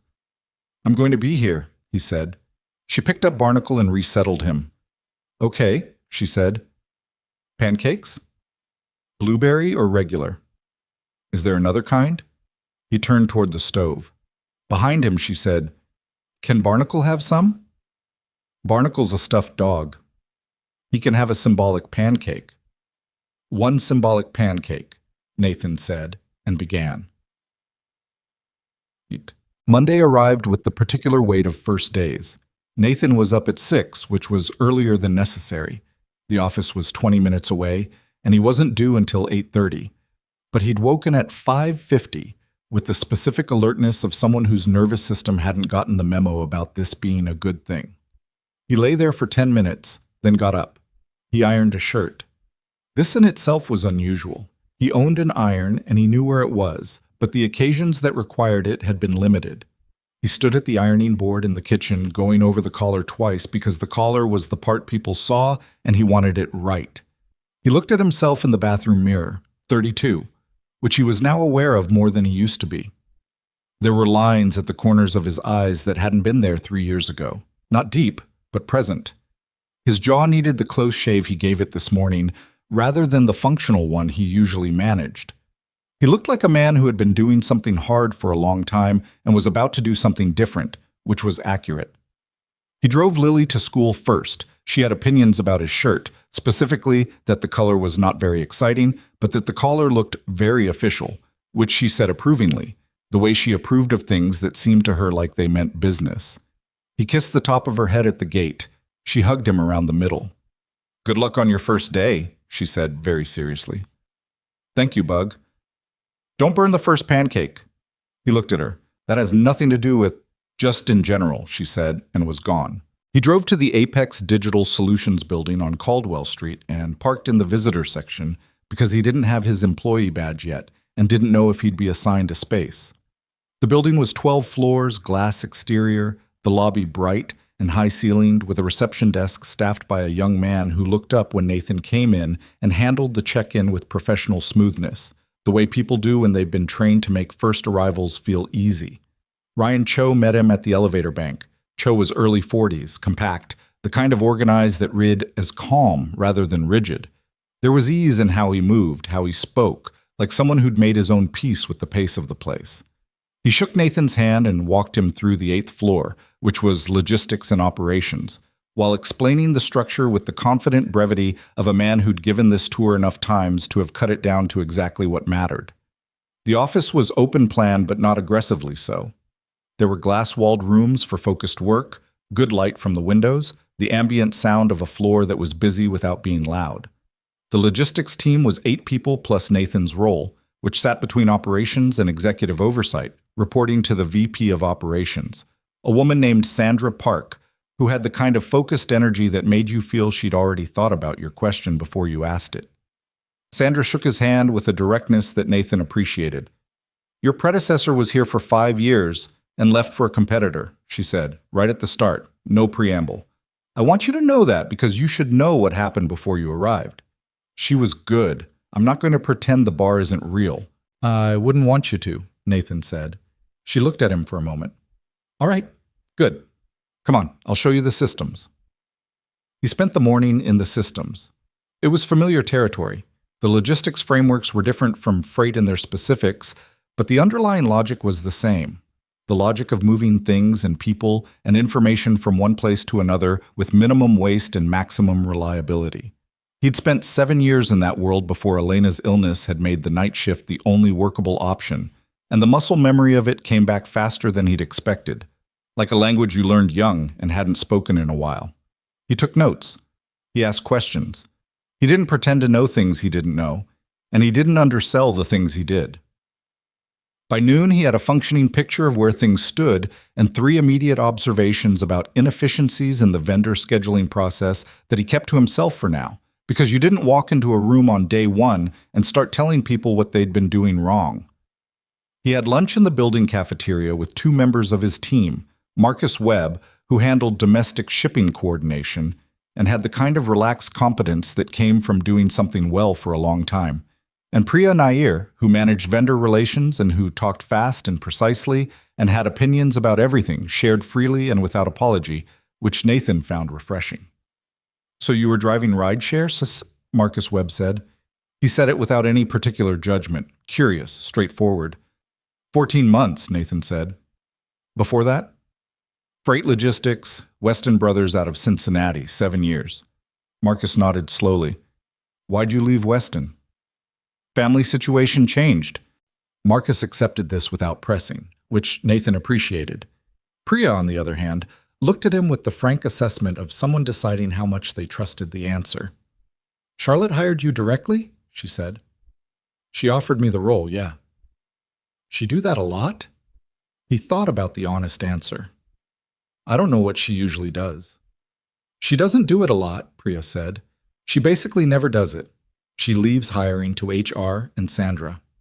A pause. "So whatever you did, it was something." "I drove her home in a storm," Nathan said. Priya looked at him, then at Marcus, then back. "That's it?" she said. "That's it." She looked like she didn't entirely believe him, which was understandable, and also like she'd decided it didn't matter whether she believed him because the fact of his presence was already established, and she was a practical person. "Okay," she said. "Welcome to the team." Marcus raised his coffee cup slightly. "Don't let Sandra see you being idle," he said. "She's not mean about it, she just gets a look." "What kind of look?" "The kind that makes you want to find something to do." Nathan thought about 14 months of night shifts, of dispatch pings at 2 a.m., of doing the math on every expense against every hour worked. "I don't have a problem staying busy," he said. Marcus seemed to find this acceptable. They finished lunch. Get it on. He was at his desk until 6, not performing, not trying to make an impression on the first day, just genuinely absorbed in the vendor scheduling system and what it would take to restructure the Tuesday backlog that had apparently been a recurring friction point for 8 months without a clean fix. He had 3 ideas, and he'd mapped them out on paper by 5:30, old school, because he thought better on paper, and was transferring them to the system when Sandra came by on her way out. She stopped, looked at the screen, at the paper. What is that? She said. Tuesday backlog fix, or one version of it. I've got two others if this one has problems I'm not seeing yet. She looked at it for longer than a moment. Her face didn't change much, but something settled in it. Don't present it until Thursday, she said. Give the team time to see you first. Yeah, that was my plan. She looked at him directly. You're going to be fine, she said, and walked to the elevator. He packed up at 6:15. Drove to Lily's after-school pickup. She'd been there an extra hour and 45 minutes today, which she would have noted and would tell him about, and pulled up to the community center where she had after-school 3 days a week. She came out with her backpack and two drawings on construction paper that she was carrying flat in both hands like they were extremely fragile or extremely important, possibly both. What are those? He said when she got in. Kangaroo rats. She held them up carefully. I drew two in case one wasn't good enough, but they both came out good, so now I have two. He looked at them. They were genuinely pretty good. The proportions weren't quite right, but the essential kangaroo ratness of them came through. Something in the set of the ears and the long tail. These are excellent, he said. I know, she said, without false modesty. How was your first day? Good. Busy. Did you burn the first pancake? There were no pancakes, Lily. It's an office. She considered this. Do they have a cafeteria? Yeah. Did you eat with people or by yourself? He pulled out of the lot and into the after-school traffic. With people. She nodded, satisfied. Good. People who eat alone on their first day have a harder time, she said, in the tone she used for facts she'd recently acquired and was field testing. Where did you hear that? Ms. Dabrowski told us about making friends in new places. This is a professional environment, not Daddy, she said. It's the same thing. He thought about Marcus Webb raising his coffee cup and Priya Nair's frank flat assessment. Yeah, he said. You might be right. She put the kangaroo rat drawings on her lap and looked out the window with the settled contentment of someone who has said the correct thing and knows it. They drove home through the ordinary evening rush, the ordinary stopped lights, the ordinary music on the radio, and Nathan thought, I am going to be home tonight, and the night after that, and the one after that. He thought this the way you think things that are still new enough to feel like they need checking, like a door you've just locked, that you keep verifying because it hasn't become automatic yet. But it would. Charlotte Sinclair called Marcus on Sunday. She'd blocked the time the way she'd promised herself. 2 hours, phone on, nothing scheduled around it. She sat in the living room with the lake visible through the windows and the Sunday afternoon light coming in gold and low the way it did in winter, and she called at 2 o'clock exactly. He answered on the third ring. Hey, Mom. His voice was, she searched for the right word and couldn't find it exactly, landed on careful, not cold, not warm, careful. The voice of a child who had been managing his expectations about her for long enough that it had become the default register, the way people manage expectations about weather in a city that disappoints often enough. Hey, she said. How are you? Good. A pause. I have a game next Saturday. She registered this, the way he said it, not as an invitation, not exactly, but as information offered with a certain neutrality that could go either way depending on what she did with it. I know, she said. I was going to ask if I could come. Silence. Then, really? One word and it told her everything. The surprise in it, the careful way he held even the surprise, like he didn't want to let it be too big in case she walked it back. If that's okay with you, she said, and with your dad, I know I'd need to talk to him. He won't care. Another pause. He'd probably be glad. Would you be glad? Silence again, shorter this time. Yeah, Marcus said, I would. She looked out at the lake. The light was doing something specific to the water, breaking it into pieces of silver and gold that moved and rearranged constantly, like nothing was ever quite fixed, which was either beautiful or unsettling depending on how you were feeling about impermanence. I'm going to be better about this, she said. I know I say that and then things happen. I'm not asking you to just take my word for it. Okay, he said. Careful still, but a different quality of careful, like he was leaving a door technically open. I'm trying to actually restructure things, she said. I've blocked Sunday evenings. For you. What does that mean, blocked? It means nothing gets scheduled, no matter what. He was quiet. She could hear something in the background, a game, she thought, something on a screen, the kind of sound a 9-year-old Sunday afternoon makes. Mom, he said. Yeah. You blocked it in your calendar? Yes. Like an actual calendar event? Marcus. No, She could hear him trying not to sound like it mattered too much, the way kids do when something matters more than they want to show. I just think that's kind of weird, that your kid is a calendar event. She absorbed this. It landed accurately, not cruelly, just accurately. You're right, she said. It is weird. I'm sorry. I didn't say you had to be sorry. I know, I'm saying it anyway. Another pause. The game sounds in the background shifted, something ending, something else starting. Are you coming next Saturday or not? He said, and there was something underneath the directness of it, something that wanted a clean answer, wanted to know whether to expect her or not, wanted to be able to arrange its expectations accordingly. Yes, she said. I'm coming. Okay. And then, with the particular effort of someone 9 years old who is trying to be less guarded and finding it costs something. I'm glad. She pressed her lips together for a moment. Me too, she said. They talked for 40 more minutes. About the game, about his team, about a teacher he didn't like, and a friend he did, about a movie he'd seen twice because the first time he didn't catch something important, and the second time he'd caught it and felt like a genius. She listened and asked questions, and didn't look at her phone once. When they hung up, she sat very still in the Sunday afternoon light. The conversation had been not perfect, not repaired. She was not under any illusion that 40 minutes in a calendar block and showing up to one game undid years of absences. She knew better than that. She'd built a company. She understood that trust was a structure, and structures weren't rebuilt by single gestures. But it was a start. She had a particular distaste for the word journey when applied to personal development, which she associated with corporate retreats and motivational posters. But she thought that maybe, strictly literally, not as a metaphor, it was what this was. A direction. A set of steps in a specific order. She thought about Nathan Brooks on the highway in the rain, pulling to the shoulder before answering the phone. The automatic priority of it. She thought about what it would take to make some things automatic. Her phone showed 17 unread emails, 2 from her assistant flagged urgent, 1 from the board marked for her attention before Monday morning.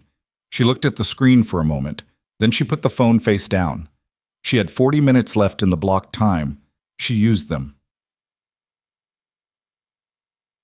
Nathan's first board meeting at Apex was in his 3rd week, which was sooner than he'd expected. He wasn't presenting. He was there in a support capacity, Sandra's backup on the logistics metrics, there to answer specific questions if they came up, and otherwise to be a visible presence on the team. Ryan Cho had prepped him the day before, walking him through the board dynamics, who asked what kind of questions, where the friction points usually were. Charlotte runs tight meetings, Ryan had said. She does not like tangents. If she's looking at her phone, she's not distracted, she's fact-checking in real time, so be accurate. Noted, Nathan said. She'll probably ask you something directly. She usually does with new people in the room. Why? I think she wants to see how people handle surprise. Ryan had said it like it was mildly unusual, but not alarming. She's done it since I've been here. It's not a trap. It's just, she wants to know if you freeze. Do I seem like someone who freezes? Ryan had looked at him. No, he said. But I'm not the one in the room with her. The board met in a glass-walled conference room on the 10th floor. 8 people around a table, Charlotte at the head, the view of the city behind her through floor-to-ceiling windows. Nathan sat along the wall with Sandra and 2 other operations staff, present but not principal, the way support roles work in rooms like this. He watched Charlotte run the meeting. She was different here than she'd been in the back seat of his car. Same precision, same quality of paying close attention to everything simultaneously, but in the meeting, it had a different charge. She was fully in command of the room in a way that read as natural rather than performed, asking questions that cut through presentation language to the actual numbers underneath. redirecting tangents with 2 or 3 words that weren't unkind but were very final. Halfway through the vendor metrics presentation, the Tuesday backlog problem he'd identified in week 1, which Sandra had green-lit for Thursday's team meeting and which had now surfaced in board prep as a recurring cost issue, Charlotte looked up from the table. "Brooks," she said, "you've been here 3 weeks. You've looked at this." It wasn't quite a question. Ryan had been right. "Yes," Nathan said. "What's your read?" 8 board members turned slightly toward him. Sandra was very still beside him, which he read as, "This is your moment, handle it." He said, "The backlog is a symptom. The cause is a mismatch between vendor confirmation windows and internal scheduling deadlines. Vendors confirm later than the system expects, and rather than building a buffer, the current process tries to compress the gap instead. 3 options to fix it." He paused. "Do you want the summary version or the detail?" Charlotte looked at him steadily. "Summary, then whichever detail changes the number most." He gave her both. Clean, specific, no filler. The third option, restructuring the confirmation window on the vendor side through contract amendment rather than adjusting internal scheduling, was the one that changed the cost number most significantly and was also the most work to implement. He said this without hiding it. Charlotte was quiet for a moment. How long to implement option 3? 8 to 12 weeks depending on vendor response times. Could be faster if we prioritize the top 5 volume vendors first and phase the rest. She looked at Sandra. "Is this consistent with your read?" she said. "It's consistent," Sandra said. He identified it in week 1. A board member named Gerald Fitch, who Charlotte had described in no uncertain terms in an earlier agenda item as someone who needed numbers in primary colors, frowned slightly. "Why is this only coming to us now if it's been a known issue?" "It wasn't a known issue in these terms until recently," Sandra said. "We knew there was a backlog. We didn't have the specific cause mapped." Gerald Fitch looked at Nathan. "And you mapped it in 3 weeks." "I had time to look at it fresh," Nathan said. "Sometimes that's all it takes." This seemed to land in a way that was neither too modest nor too much. The truth, stated plainly. Gerald Fitch made a note. Charlotte moved on. The meeting continued. Nathan went back to his position along the wall and didn't say anything else until the meeting ended. Afterward, in the elevator, Sandra said, "Good. Just good," which from Sandra, Nathan had learned, was the equivalent of a standing ovation. Charlotte caught him in the lobby. He almost walked past her. She was coming from the direction of the executive offices rather than the elevator bank, and he registered her a half-second late. "Nathan," he stopped. "Miss Sinclair." She fell into step beside him, not slowing him down, matching his pace. They were both heading toward the main exit. "You did well in there." "Thank you." Gerald doesn't usually respond well to new people. "He responds to specifics," Nathan said. "Most people do when they're not getting them." She glanced at him sideways. "That's a diagnosis, not just an observation. I had a logistics manager at Weston like that. Appeared difficult, was actually just unsatisfied with imprecision." He paused. "Once you gave him actual numbers, he was straightforward to work with." She considered this. They reached the lobby doors. Outside, the street was the middle of the day. People moving, traffic moving, the ordinary momentum of a city in business hours. "How is the position?" she asked. "It's good. He thought about the accurate word. "It's a better use of what I can do."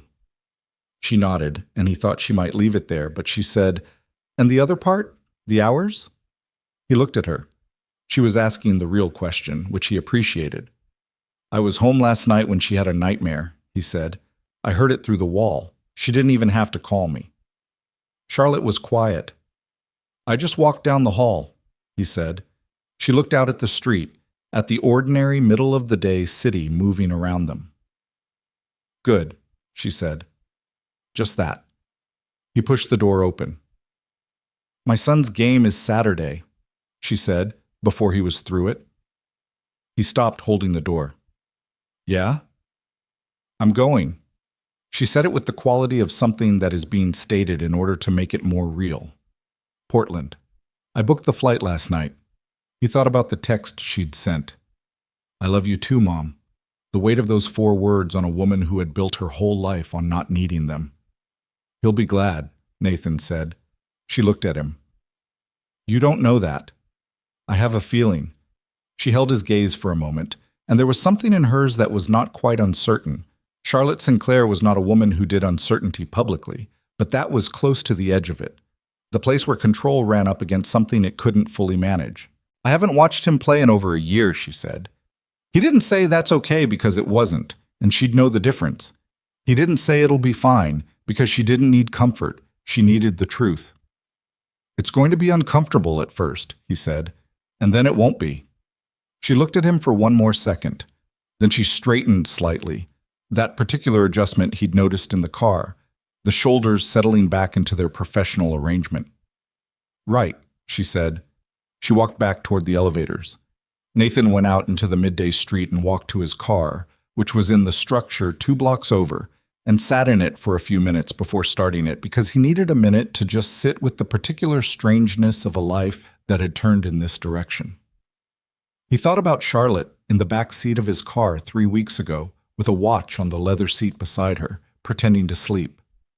He thought about the rain on the roof and the highway dark, and the way she'd said he stopped asking me to come to his soccer games like she was reading from a damage report. He thought about the specific cost of that, not abstract, not in career terms or life lesson terms, but literally. What it costs a 9-year-old to stop expecting his mother and learn to be okay with her absence. What it costs to adjust to a thing you should never have had to adjust to. He thought about Lily saying, I heard your voice and it was okay. He started the car. He had 45 minutes before the afternoon logistics call. He'd grab a sandwich from the place on Morrison. They had a good turkey option, no pickles. Lily had somehow made him self-conscious about pickles and eat it at his desk, and by 2 o'clock he'd be into the afternoon work, and by 5:30 he'd be in the car, and by 6 he'd be pulling onto Mercer Street with the porch light already on because Lily had figured out the timer last week and had adjusted it herself without telling him. And he'd walk in and hear her somewhere in the house doing something, homework or drawing or talking to Barnacle about something Barnacle needed to hear, and the sound of her would be the specific sound of his life, which was not perfect and was not simple and was exactly what it was. He drove out of the structure into the midday light. 3 blocks from the building, at a red light, his phone lit up on the mount. Lily, Daddy, what do kangaroo rats eat? He looked at the message. The light was still red. Nathan, seeds mostly. Some insects, I think. Why? Lily, Miss Dabrowski asked, and I said I knew BC of my project, and I wanted to make sure I was right. Nathan, you were right. Lily, I know.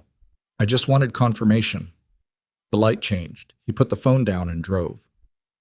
Saturday came with the kind of clear cold that made the sky look painted, too blue, too sharp, the kind that only showed up in winter and only lasted a few hours before clouds moved in and ruined it. Charlotte landed in Portland at 10:17 a.m. She had a car waiting because she'd arranged it, and she sat in the back of it going over the soccer field address on her phone and thinking about the fact that she didn't know Marcus's number, his jersey number, which felt like the kind of thing a present mother would know. She texted Daniel, her ex-husband. Their communication had long since settled into the functional register of 2 people who had been through something and come out on the other side of it still more or less decent to each other, which was not universal and which Charlotte knew was something she did not take sufficient credit for managing. What's Marcus's number? A pause. Then, 9. Why? I want to be able to find him. Another pause. Longer. She could almost feel Daniel recalibrating behind the screen. He knows you're coming? Yes. We talked Sunday. Okay. And then, after a moment, he's been talking about it all week. She read this once, read it again. She put the phone in her bag and looked out the car window at Portland going by in its Saturday morning way. Coffee shops and bookstores and people in good coats walking dogs. The city doing what cities did on Saturdays when the weather was clear. She thought about what it meant that he'd been talking about it all week. The preparation of it, the fact of a 9-year-old managing his own anticipation for 5 days, the carefulness of that, the hope in it that she didn't deserve quite yet, but that he was giving her anyway, The car pulled into the parking area beside the soccer complex. 3 fields, a cluster of parents in cold weather gear along the sidelines. The particular sound of youth sports that was mostly organizational noise and occasional enthusiasm. She found Field 2 without difficulty. The green jerseys were Marcus's team. She knew that much. She walked to the sideline and scanned the field, looking for number 9. She found him almost immediately. He was taller than she remembered. She'd expected this intellectually. Children grew. 9-year-olds were not the same as 7-year-olds. 2 years was a long time. But there was a difference between knowing this and standing at a soccer field in Portland on a cold Saturday morning and seeing your son 12 meters away and registering that he had grown while you weren't watching. He was doing something with a ball, practicing touches while the team warmed up. He moved well. He'd always been coordinated, which had come from Daniel's side of the family, the easy spatial intelligence of it. She stood on the sideline with her hands in her coat pockets. She hadn't told him exactly where she'd be standing. She just said she was coming. Marcus touched the ball one more time, turned, and looked down the sideline, the automatic scan of a kid checking if someone showed up. He saw her. She raised one hand. Not a wave exactly, just a hand raised. Here. He didn't run over. He was 9 and it was a soccer game, and his team was around him, and she understood, without needing it explained, that he couldn't run over. But something in his posture changed, a small release of something he'd been carrying, and he raised one hand back at her. Here. Charlotte put her hand back in her pocket. The game started 8 minutes later, and she watched every second of it, not with the half attention she gave most things while simultaneously running other calculations, but with her full attention, which was, she recognized, something she had not given freely to many things outside of work in a very long time. Marcus played midfield. He was not the best player on the field. There was a girl on his team who was clearly operating at a different level, but he was consistent. He covered his zone.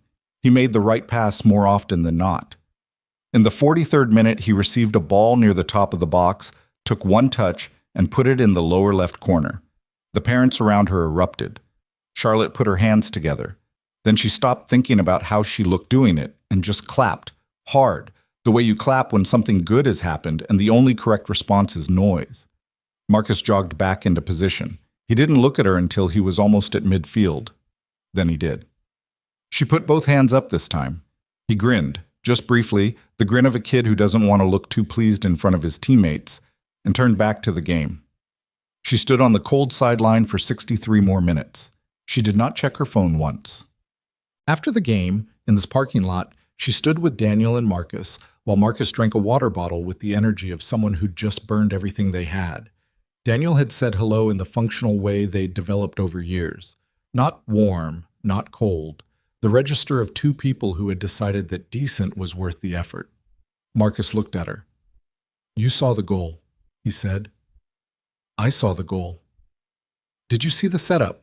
Like the first touch?" "First touch, second touch, finish," she said. "I saw all of it." He looked at her again, that careful look she'd recognized on the phone, the one that was checking.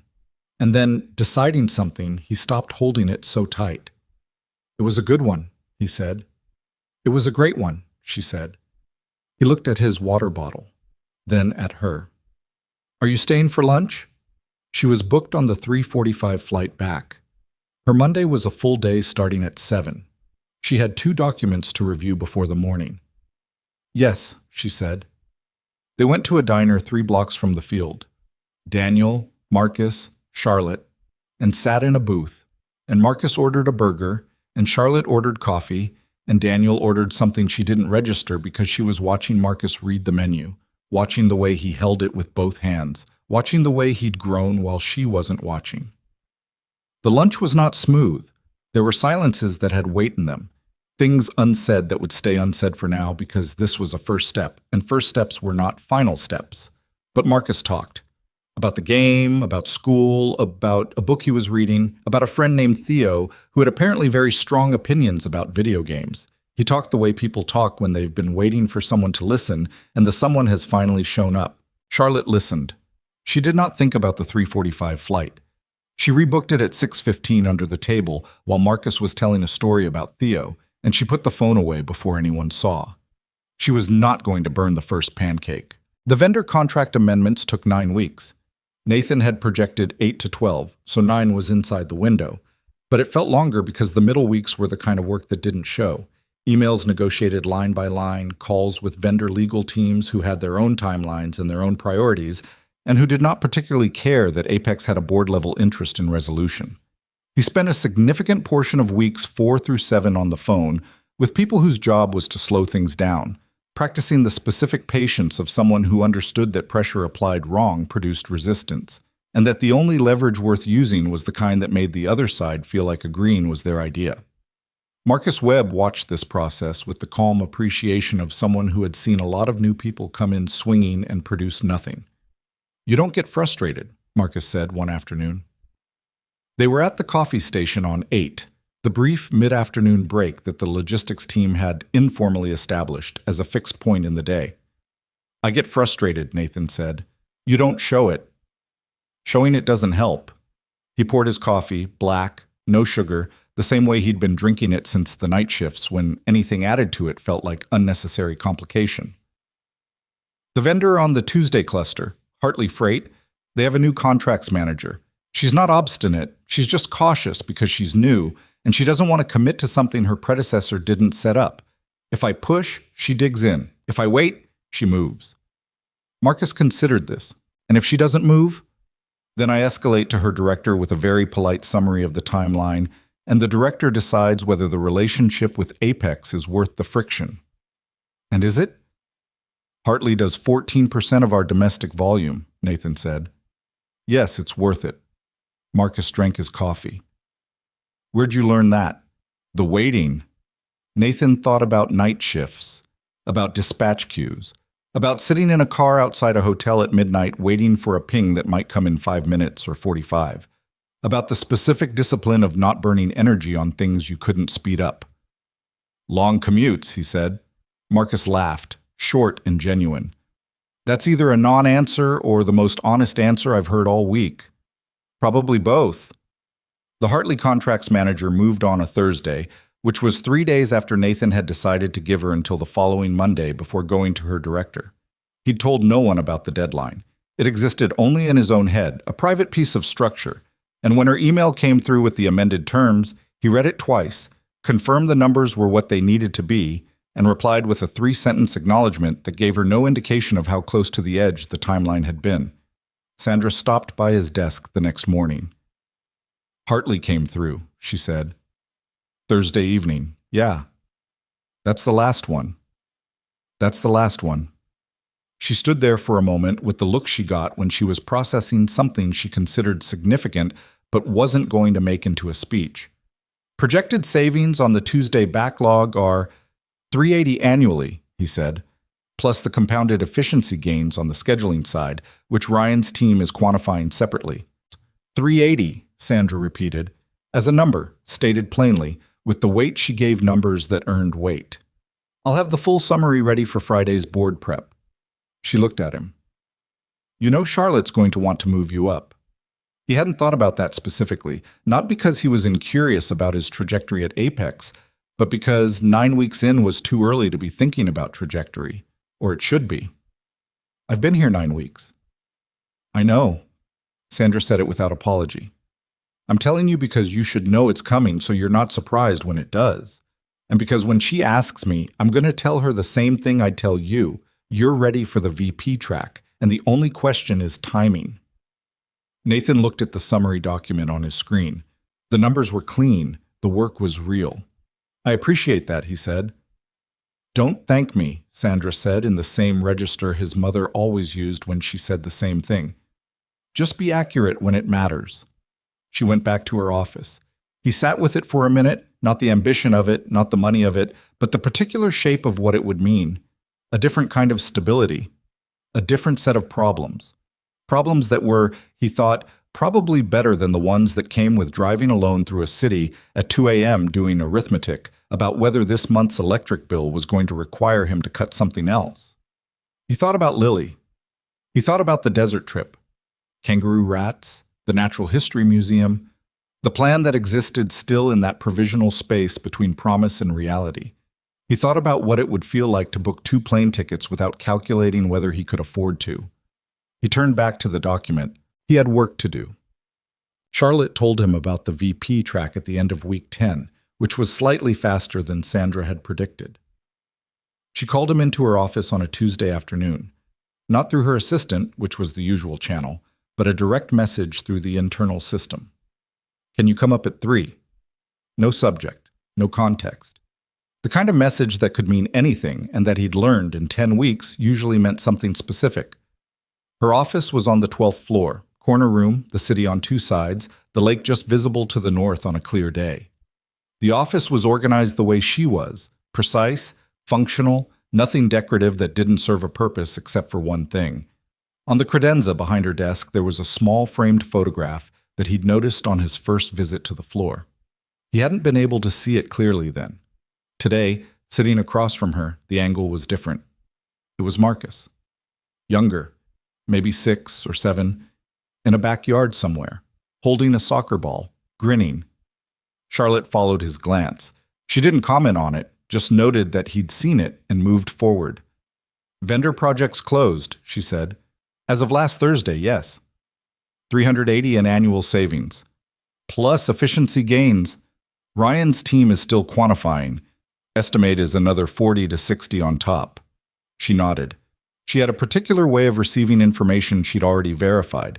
No reaction, just the confirmation of alignment between what she'd been told and what she was now being told directly. Sandra says you're VP track, she said. Sandra mentioned she thought that. I'm asking if you agree. He considered the question for a moment, not its answer, which he'd already worked out, but the specific way she'd asked it. She wasn't offering him something and watching him react. She was asking for his self-assessment, which was a different kind of question and required a different kind of honesty. I think I can do the work, he said. Whether I'm VP track at 10 weeks in is a timing question more than a capability question. Timing meaning what? Meaning I've built credibility with the team, but I haven't built history. Sandra's been here 11 years. Marcus Webb has been here 6. Priya and I are 4. If I move up in 10 weeks, there's a version of that where the team reads it right, and a version where they don't. Charlotte looked at him. And you're worried about the version where they don't. I'm thinking about it, he said. I'd rather have both the role and the team than one without the other. She leaned back slightly. What's your recommendation? He hadn't expected that word. Recommendation? Not what do you want? Not what do you think? But what would he recommend? Which meant she was treating this as a question with a defensible answer rather than a negotiation. 6 months from my start date, he said. Run the full cycle, let the team see the work across a whole quarter, build the case organically, then move. March, she said, calculating. End of March, yeah. She was quiet for a moment. Outside the window, the city was doing its midday thing, traffic, movement, the ordinary machinery of a Tuesday. Nathan waited. All right, she said. End of March. Sandra will manage the timeline. He nodded. There was a specific feeling in agreeing to something you'd proposed yourself, a clean ownership of it, a commitment that was different in texture from agreeing to something handed to you. How's Lily? Charlotte asked. The shift surprised him slightly. Not the question itself, but the ease of it, the way it came without setup. She's good, he said. She turned in the Kangaroo Rat project, got a B+. What cost her the A? She included a section on what she personally would do if she were a kangaroo rat, which Ms. Dobrowski apparently considered off topic. Charlotte looked at him steadily. It sounds on topic. That was Lily's position as well. She's been processing the injustice for 2 weeks. Something shifted in Charlotte's face. Not quite a smile, but adjacent to one. The expression of someone who finds something genuinely amusing and is not entirely sure what to do with it in a professional context. She's going to be interesting when she's older, Charlotte said. She's interesting now, Nathan said. It's just combined with a very strong sense of grievance about educational rubrics. This time Charlotte did smile, brief, real, the kind that didn't announce itself. She looked down at the papers on her desk, which was her way of indicating a return to business. March, she said again. March, he confirmed. He stood. Nathan, She said his name the way she'd started saying it, without the slight formality of the first weeks, with the ease of someone who'd decided a word was accurate and was using it accurately. Yeah. Marcus has another game next weekend. She didn't look up from the papers. He called me this week, before Sunday. Nathan stood there. He called to tell me about a test he'd done well on, she said. He wanted to tell me the same day. He thought about that. About a 9-year-old who had stopped expecting his mother to show and had slowly, carefully started expecting her again, started doing the vulnerable thing of wanting to tell her things the same day they happened. That's good, Nathan said. I know. She finally looked up. I'm going to the game. Good. I've blocked Saturday mornings now as well. Sandra, no? Sandra adjusts, Charlotte said, in the tone that indicated Sandra had in fact adjusted, and had done so without significant drama, because Sandra was Sandra. Nathan went to the door. End of March, he said. End of March, she confirmed. He took the elevator back to 8 and sat at his desk and looked at the summary document still open on his screen. Then he pulled up the vendor tracking spreadsheet, which was his, which he'd built from scratch in week 2 and refined over the 9 weeks of contract negotiations, and he made a note in the completed column for Hartley Freight. Done. On to the next thing. He told Lily about the VP track that evening. Not in those terms. He translated it the way you translate professional things for a 6-year-old, which meant a bigger job, more responsibility, more money, same building. They were at the kitchen table.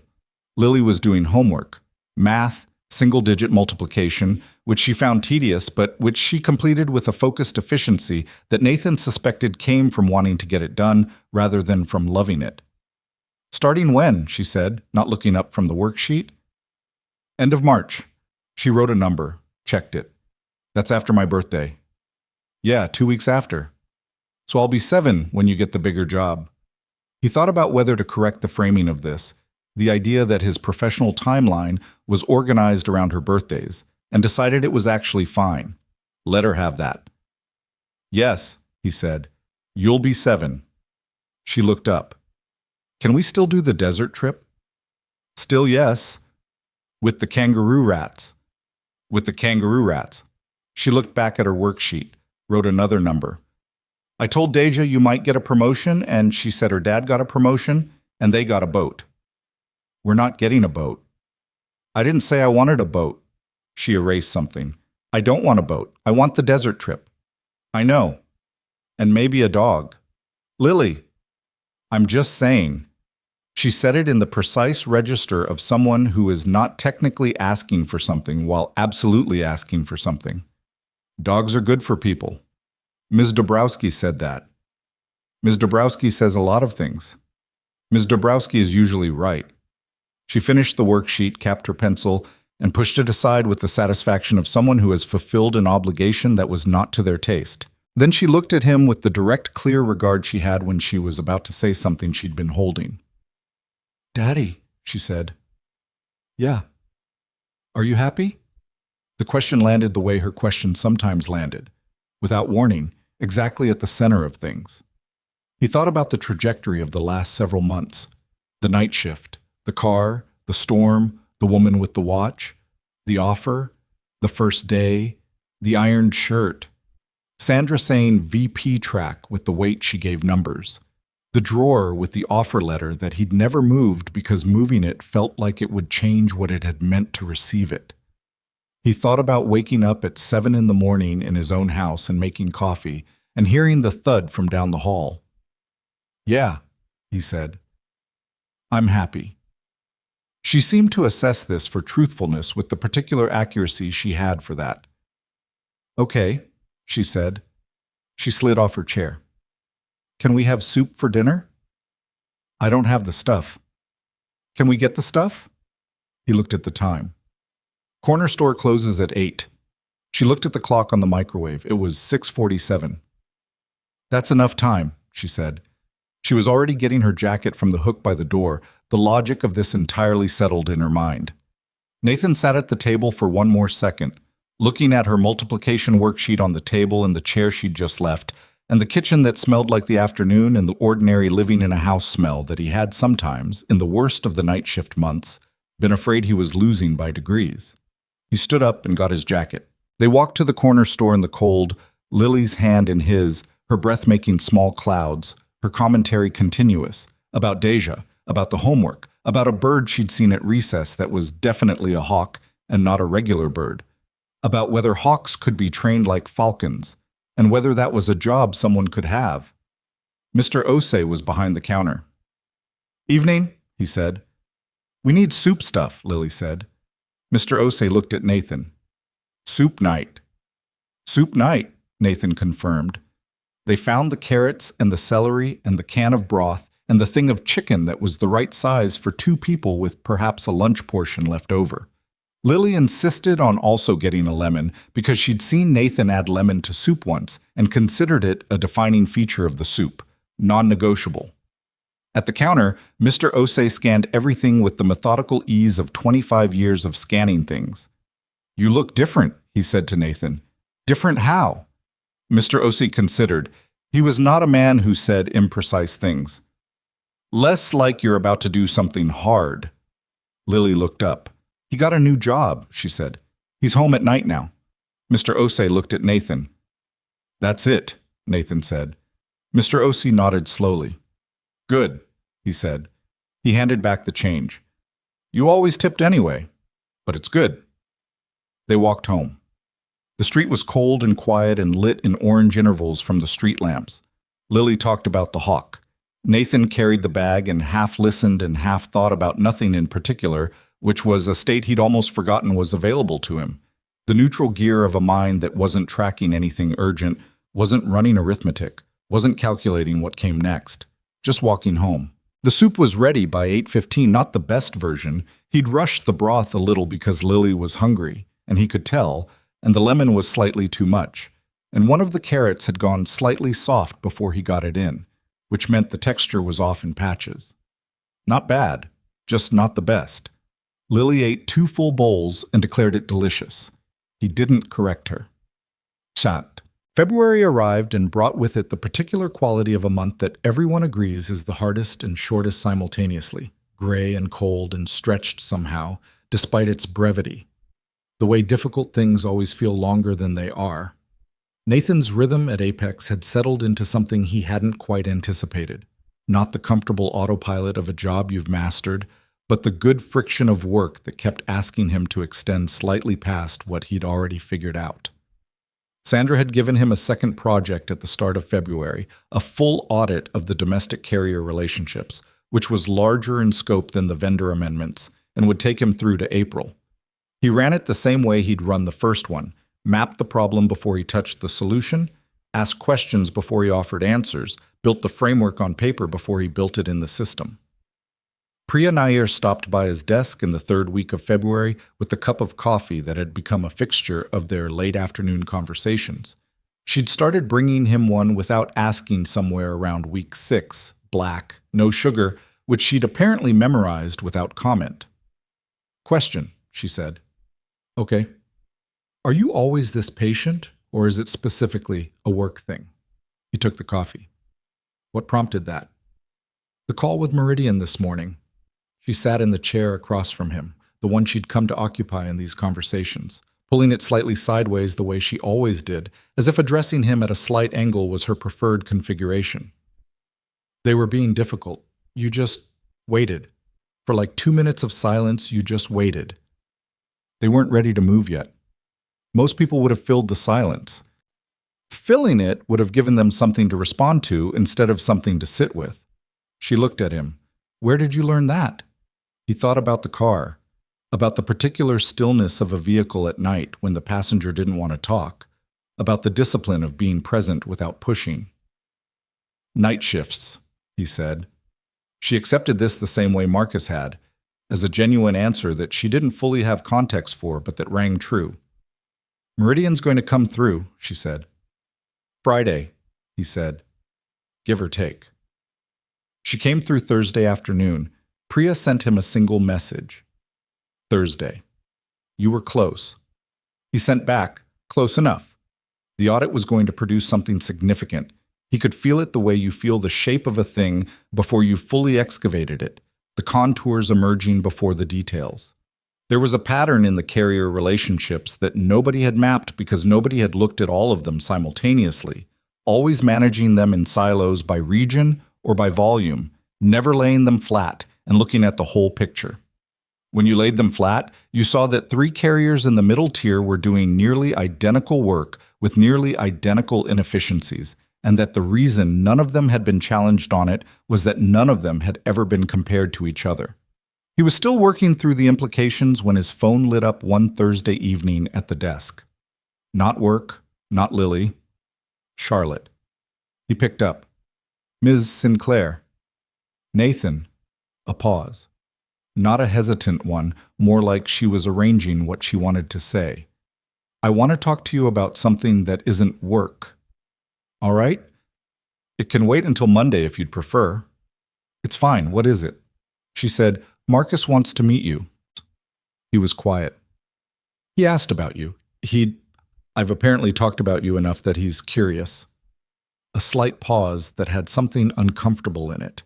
The discomfort of someone who has disclosed something without entirely planning to. I'm not asking you to do anything with that. I just wanted to tell you because he asked me to tell you. Nathan thought about a 9-year-old who'd asked his mother to pass a message to a man he'd never met, about a kid who'd spent months not expecting things and had recently started expecting them again and was now, cautiously, extending that to people adjacent to his mother. What does he know about me? Nathan asked. That you drove me home in a storm, that you have a daughter, that you told me.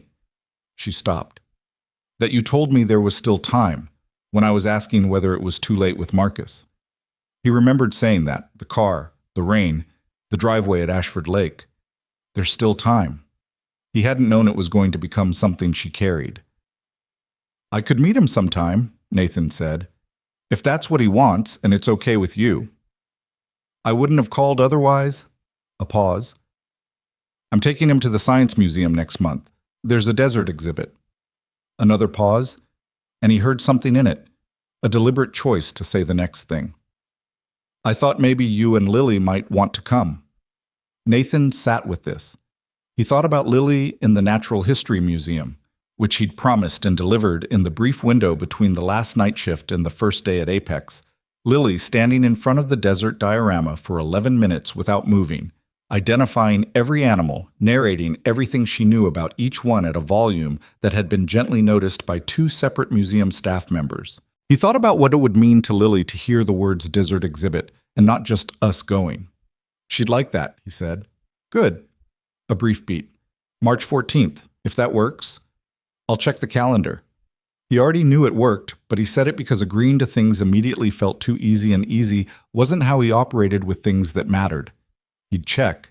He'd confirm. He'd do it right. Good, Charlotte said again. Then, thank you for... I know you didn't do anything, specifically that... She stopped. Started again. It matters. The thing you said in the car. It mattered. You did the work, he said. I said 4 words.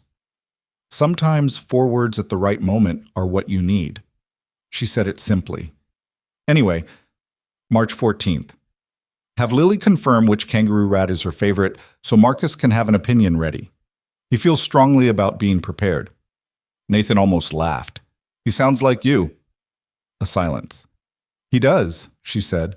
Rather a lot, actually. And there was something in her voice when she said it. Not quite pride or not just pride, something that also had grief in it. The grief of someone who has seen resemblance they missed while they were looking elsewhere. They hung up. Nathan sat at his desk for a moment, then he texted Lily. Quick question. Favorite kangaroo rat fact? The response came back in under 90 seconds. They can jump 9 feet. Why? He typed, just needed to know. Good night, Bug. Her reply.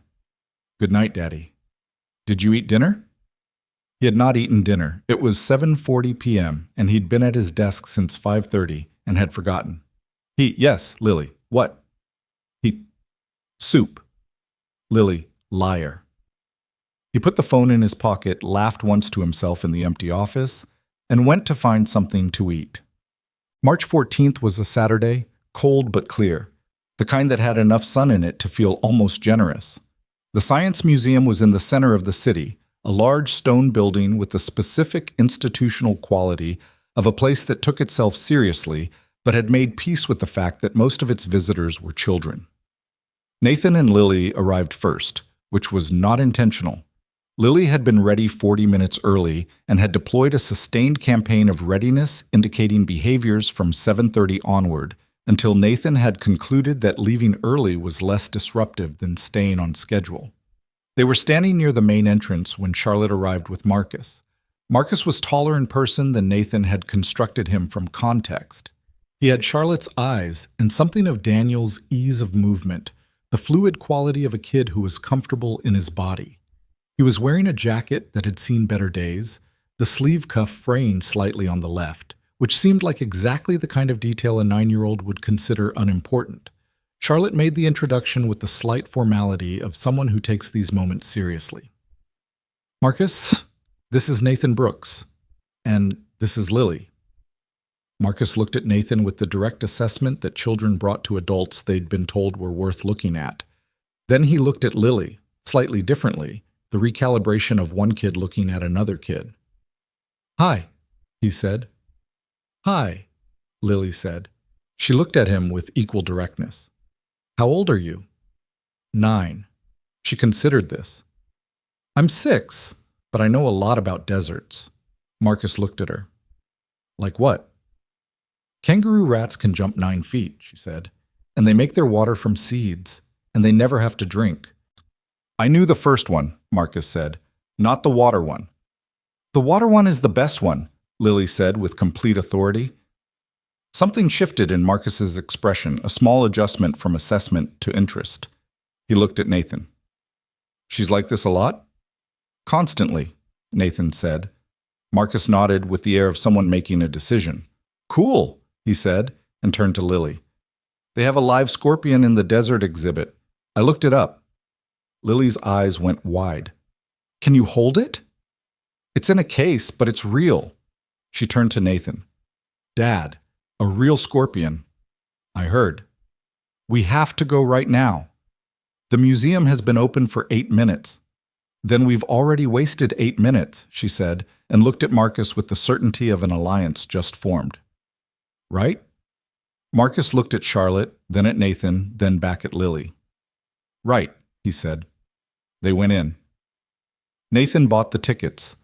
Charlotte moved to take it, and he'd already had his card out, and she'd looked at him for a second with the expression of someone deciding whether to make this a thing, and had decided not to.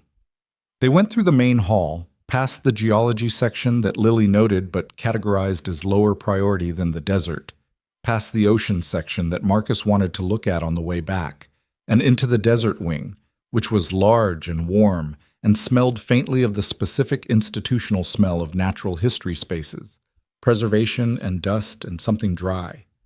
Lily walked into it and stopped. She stood at the entrance for a moment, looking at it the way she'd looked at the diorama in the Natural History Museum, that specific 11-minute stillness that was her version of being completely absorbed.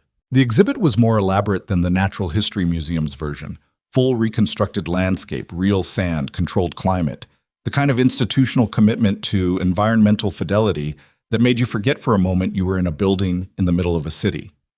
Marcus stood beside her. He looked at it differently, with interest, but also with the evaluative quality of someone who'd done advanced research and was now checking the reality against the expectation. "Is it how you thought?"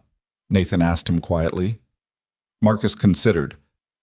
"The sand's the right color," he said. "I was expecting it to be more tan, but actually Sonoran desert sand is more gray-pink." He paused. "I looked it up after Lily texted the kangaroo rat thing." Nathan looked at him. "My daughter texted you about kangaroo rats?" "Our moms exchanged numbers," Marcus said, which explained everything, and also, Nathan reflected, said something specific about Charlotte that he found quietly interesting. "She sent like 6 facts. She has more than 6. "I know," Marcus said in the tone of someone who had received all of them. "She sent them in separate texts." They moved into the exhibit. Lily narrated. Marcus fact-checked her against his research with a seriousness that she met with equal seriousness. The two of them developing within approximately 15 minutes the conversational rhythm of people who have decided they're going to argue productively rather than unproductively, which is the best kind of interaction. Nathan and Charlotte walked behind them at a slight distance. Not planned, just the natural drift of two adults giving two kids room. "He did his homework," Nathan said. "He spent Wednesday night on it," Charlotte said. She was watching Marcus explain something to Lily about cactus root systems, gesturing with both hands. He wanted to have things to contribute. A pause. "He gets anxious about not having things to contribute." "That's familiar." She looked at him sideways. "You or her?" "Both," he said. They reached the scorpion case. Lily pressed her nose against the glass with an intensity that left a small fog circle. Marcus stood beside her, looking at it with a more composed expression that nevertheless betrayed genuine interest. "It's not moving," Lily said. "They don't have to move much," Marcus said. "They conserve energy, like the kangaroo rat with water." Lily turned to look at him. "You're good at deserts," she said. "I studied," he said. "We should come to the museum more," Lily said, with the logic of a conclusion followed immediately to its practical implication. She looked at Charlotte. "You should bring him more."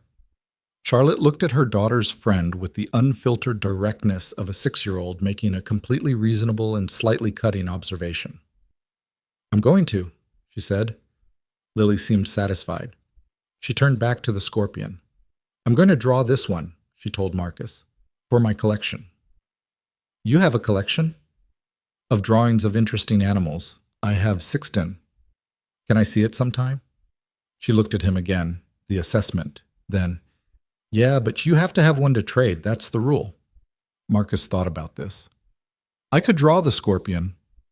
"You have to draw it from memory, not from a picture." "I was just looking at it." "That counts," she said. "That's the rule." Marcus looked at the scorpion with new purpose. The focused look of someone who has just been given a task with specific parameters and intends to meet them. Nathan watched this. Beside him, Charlotte was watching it too. "She has rules for everything," Nathan said. "So does he," Charlotte said. A beat. "They're going to be fine," Nathan said. Charlotte was quiet for a moment. The exhibit hummed around them, the controlled climate, the lighting designed to suggest desert sun, the two kids in front of the scorpion case trying to memorize a thing so they could trade it later. "I know," she said. And then, "I didn't for a while. Know that. About them specifically or about any of it." She said it without drama, without performance, just the plain statement of someone naming a thing they'd moved through. "I didn't know it was going to be okay, that there was enough time, that he'd still—" She stopped. "That he'd text me on a Wednesday to tell me about a test." Nathan looked at the scorpion case, at the two kids, at his daughter who had assigned homework to a 9-year-old she'd known for 40 minutes. "You showed up," he said. "I showed up to one game."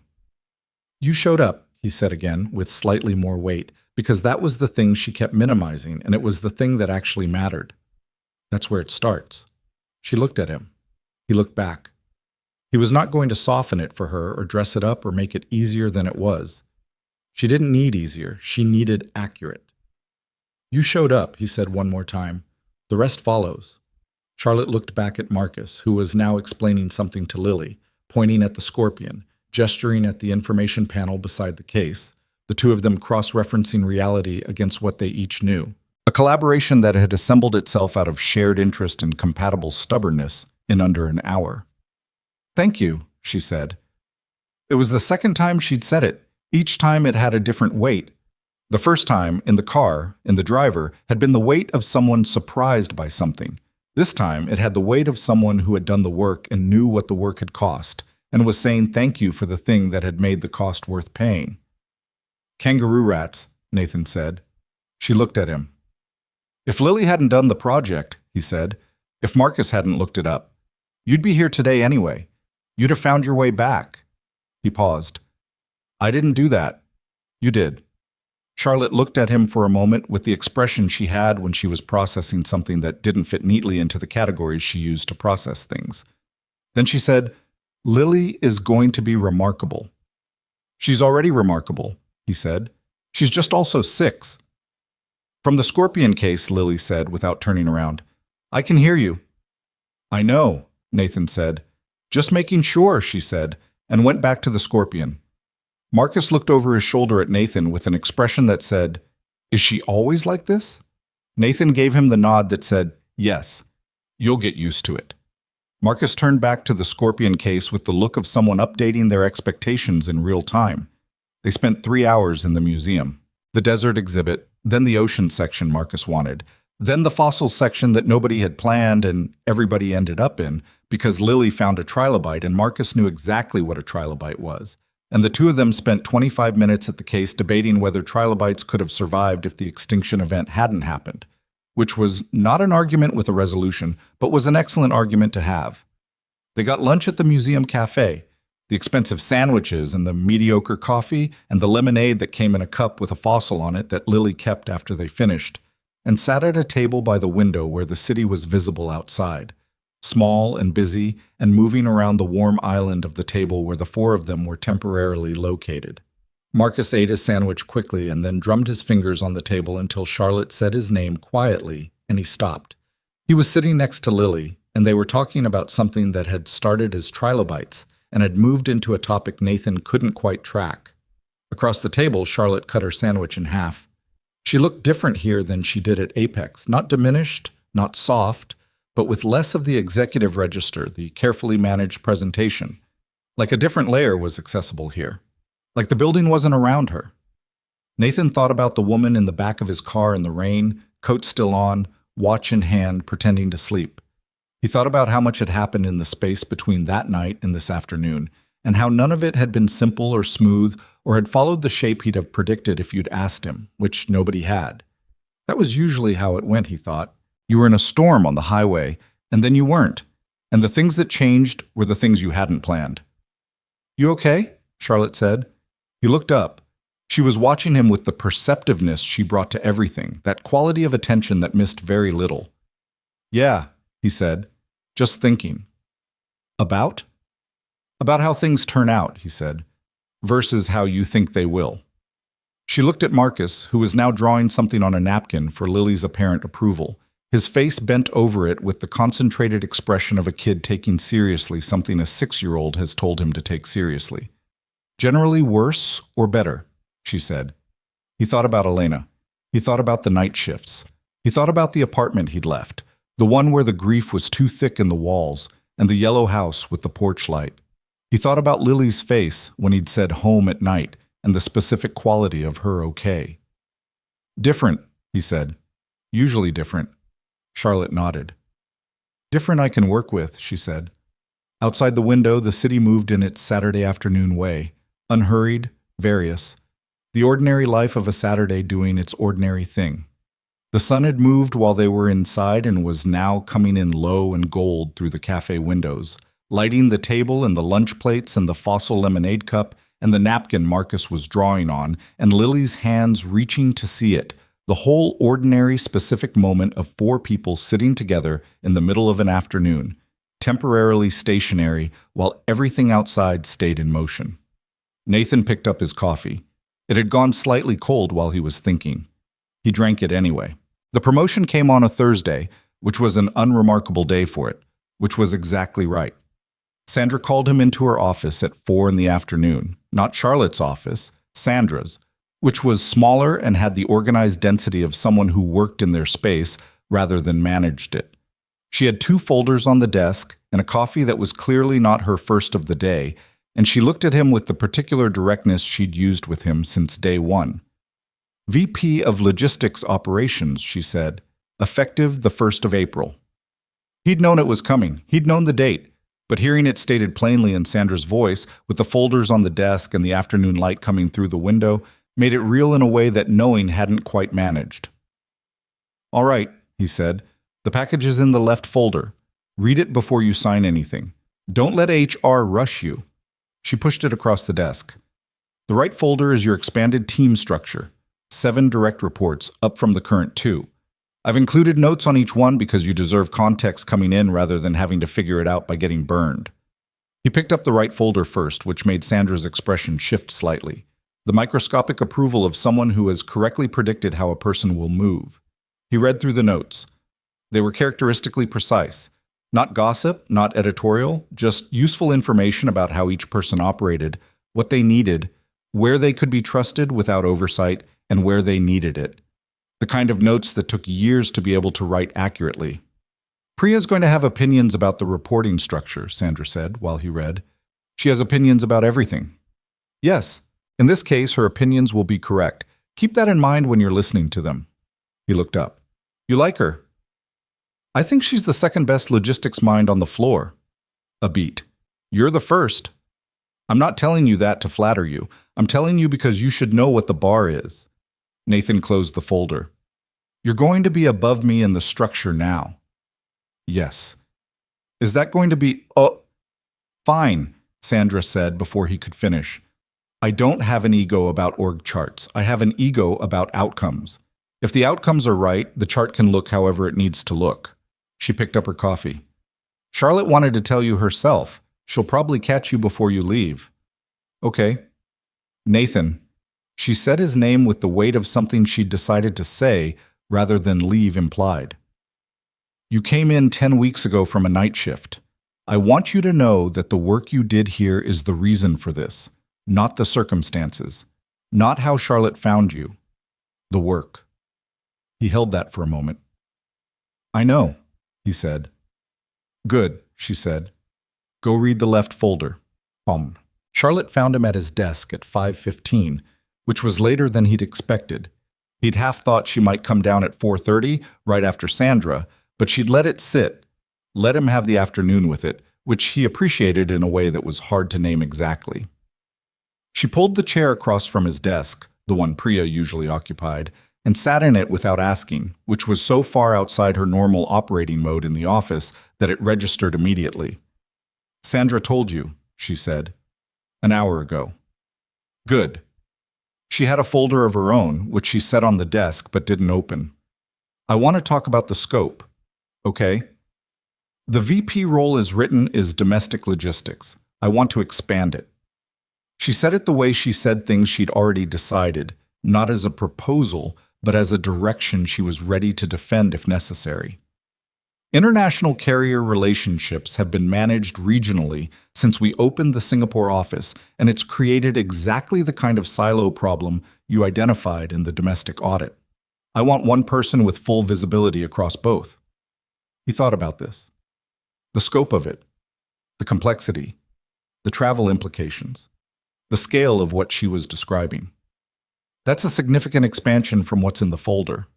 Yes. It would require someone on the international side who already knows those relationships. I don't have that history. You'd have 6 months to build it before I'd hold you accountable for outcomes. A pause. And I'd give you Priya. She has the regional contacts. Priya's not going to want to report to me. Priya's going to argue about it for approximately 2 weeks and then decide you're right and move on. I've watched her do this 3 times. Charlotte's expression was matter of fact. She tests the structure, she doesn't break it. Nathan looked at the folder on his desk. The left one, the package. He hadn't opened it yet, had been planning to take it home and read it properly rather than skim it at 5 in the afternoon. Why are you doing this now? He said. The expanded scope. You could have written this into the original offer. She was quiet for a moment. The pause she took when she was going to say the accurate thing rather than the easy thing. Because I didn't know yet if you could do it, she said. And now I do. He looked at her. That's the honest answer. I don't have another kind. He knew that. He'd watched her run a company for 5 months now, had sat in enough rooms with her to understand how she operated, the precision of it, the particular integrity of a person who told you what she thought and then did exactly what she said she would. She was not always easy. She was not always warm. But she was reliable in the specific way that mattered most, which was that she meant what she said and said what she meant, and the distance between those two things in her was very small. He thought about a rainy highway, a watch on a leather seat, a woman pretending to sleep. He thought about how far from that night this moment was, and how directly it had led here. All right, he said. I'll write the scope, or all right, you'll think about it. I'll write the scope, he said. I'll need Priya, and I'll need the 6 months, and I'll need full authority on the international carrier negotiations, not advisory. She looked at him with something that wasn't quite a smile but was close. You're negotiating. You opened with an offer. It's a conversation. Full authority on international, she said, with quarterly review checkpoints so I know where things stand. Quarterly is fine. Then we agree. She stood, picked up her folder. At the door of his office, she stopped, not turning fully back, just a partial turn, the way people stop when they've thought of one more thing. Marcus wants to know if Lily is going to the spring science fair at his school, she said. Nathan blinked. His school is in Portland. I'm aware. That's a 3-hour drive. Also aware. She turned slightly more. He has a project on desert ecosystems. He's been working on it since March 14th. A pause. He thinks Lily should be there because she's the reason he chose the topic. Nathan looked at his desk, at the folder, at the framed photo of Lily that he'd put there in week 2, the same one from last summer, the one with the sunscreen and the squinted eyes. When is it? He said. Second Saturday in May. He thought about May, about what Lily's schedule looked like, about whether there were conflicts, about the drive and whether he should do it in one day or stay overnight, about whether Lily had ever been to Portland, and the answer was no, she hadn't, and whether that mattered, and the answer was that it didn't matter at all except that she'd want to know everything about Portland before she got there, which meant he had homework. I'll ask her, he said. She'll say yes, Charlotte said. She will, he agreed, but I'll still ask. Charlotte made a sound that was not quite a laugh and was the closest she usually got. Good night, Nathan. Good night, Ms. Sinclair. She left. He sat at his desk for a while after, the building quieting around him as the 5:30 exodus moved through it, the elevator sounds, the lobby noise below, the particular hush of a floor settling into emptiness. He opened the left folder and read the package properly, all of it, the numbers and the structure and the timeline, reading carefully the way he read things that mattered.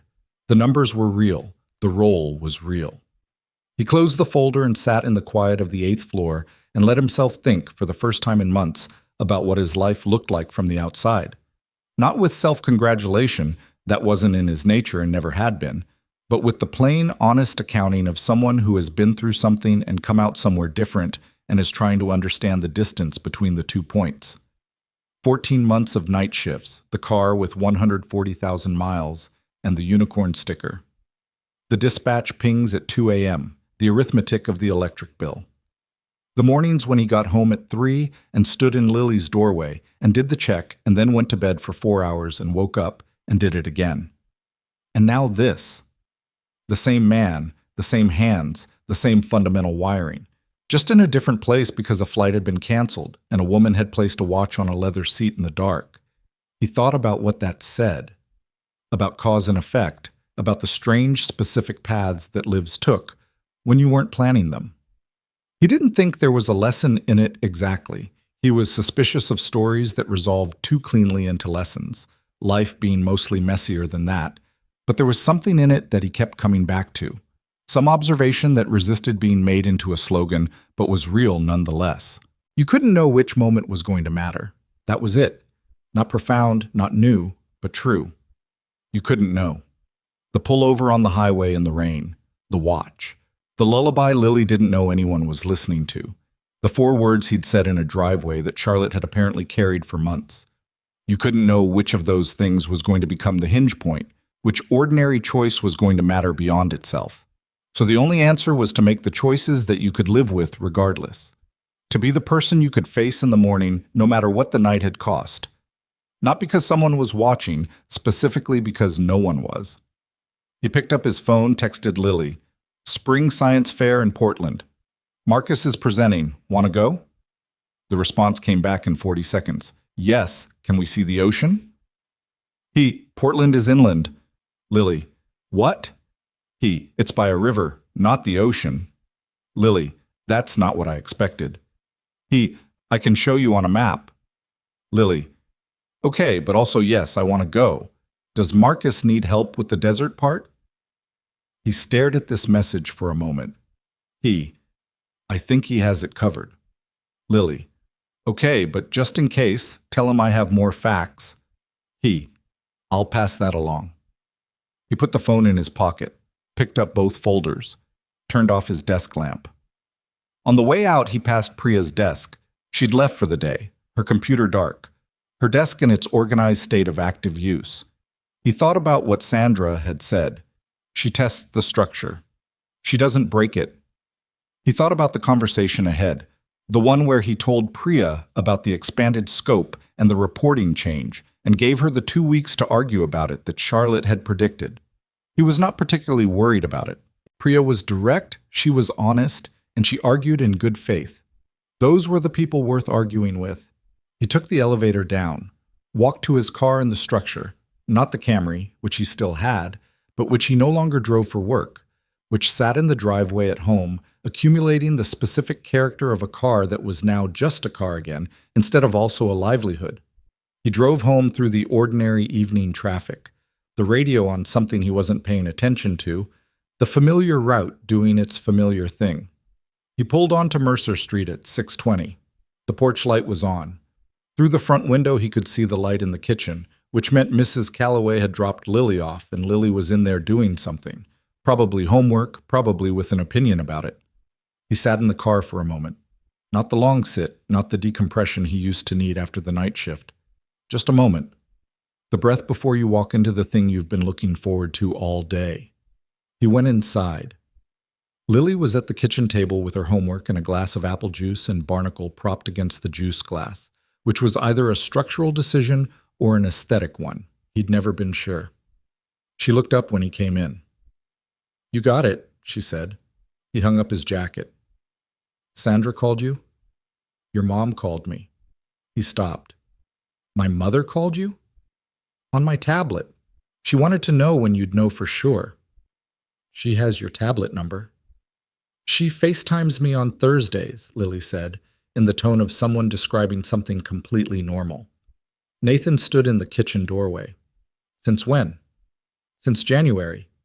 She picked up her pencil. "She teaches me recipes." He stared at his daughter. "You've been FaceTiming your grandmother every Thursday to learn recipes." "Not every Thursday. Sometimes she teaches me card games." Lily wrote something on her worksheet. "She says you never learned to play gin rummy properly, and she's going to start from the beginning with me." Nathan thought about his mother, about the call he made on the day he signed the offer letter, her voice going slightly wet around the edges when she'd said she's going to have you there, about how she'd said, "Call me when Lily finds out. I want to hear her face," and he hadn't thought to ask how she'd intended to accomplish that. His mother was accomplishing it, apparently, through direct access. "Does she know about Portland?" he said. "I told her just now." Lily looked up. "She says she wants to come." "To Portland." "She says she's never been to Portland. It's a 3-hour drive." "She knows. She said she'll drive herself." Lily tilted her head. "Can she?" Nathan thought about his mother, who had driven herself everywhere for 64 years, including one memorable trip from Cincinnati to Nashville that nobody had fully recovered from, and who would drive to Portland on principle, regardless of what anyone said. "Yes," he said, "she can." Lily went back to her homework. "Good. She also said to tell you that she's proud of you and that you should call her tonight, not Sunday." He pulled his phone out and called his mother. She answered on the first ring. "I heard. From my 6-year-old, apparently. She called me the minute she got home. She has your instincts. First thing she does with good news is share it." A pause. "VP Nathan." "Yeah.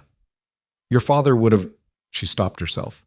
The practice stop of someone who still started sentences that way sometimes and has learned where to put them.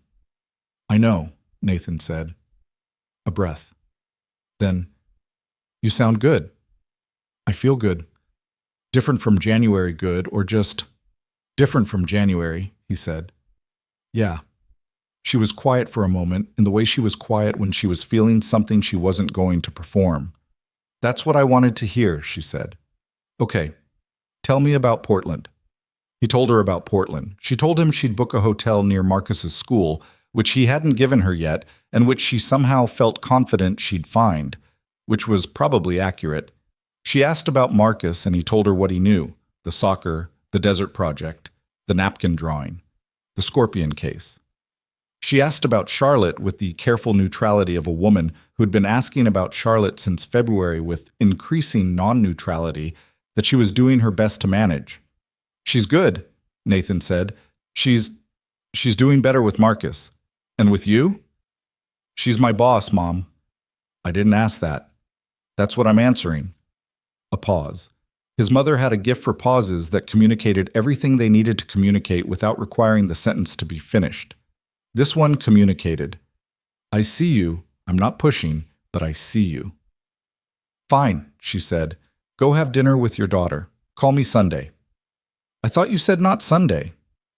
"I already got my good news. Sunday's fine now." She hung up. He stood in the kitchen holding the phone and looked at Lily, who was watching him with the expression she got when she suspected she'd missed something interesting. "What?" he said. "Nothing," she said, in the voice that meant something. He went to the fridge and started thinking about dinner. "Soup or pasta?" "Soup!" Immediately. "Can I help?" "You can do the carrots if you don't cut yourself." "I never cut myself." "You cut yourself in October." "That was a different kind of knife." "It was the same knife." "Different energy," she said, completely seriously, and came off her stool to get an apron. They made the soup together, Lily doing the carrots with the careful, focused intensity of someone who had a point to prove, Nathan doing the chicken and the broth, both of them moving around the small kitchen in the particular choreography of two people who had been sharing a space long enough to know where each other was without looking. The radio was on low in the background.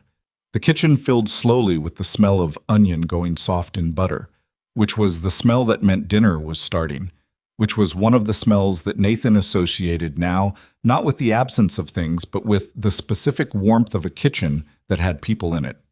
Lily stirred the pot with a wooden spoon that was slightly too long for her and got broth on the counter and wiped it up without being asked. "Dad?" she said while stirring. "Yeah?"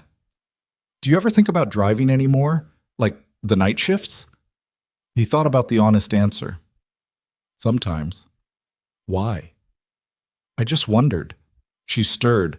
"Like, if you miss it." "What would I miss about it?" She considered, still stirring. "Being by yourself, maybe.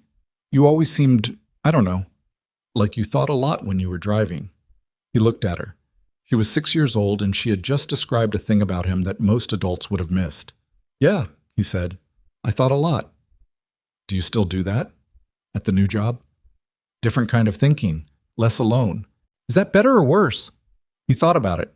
About the particular solitude of the highway at 2 a.m. and what it had given him and what it had cost. The thinking space, the quiet, and on the other side of the ledger, the distance from everything that mattered. "Better," he said. "For now, better." She accepted this and went back to stirring. He thought she was done, and then she said, "I don't want you to ever have to do it again. The night shifts." "I'm not going to." "But if something happened, like a bad thing, would you have to?"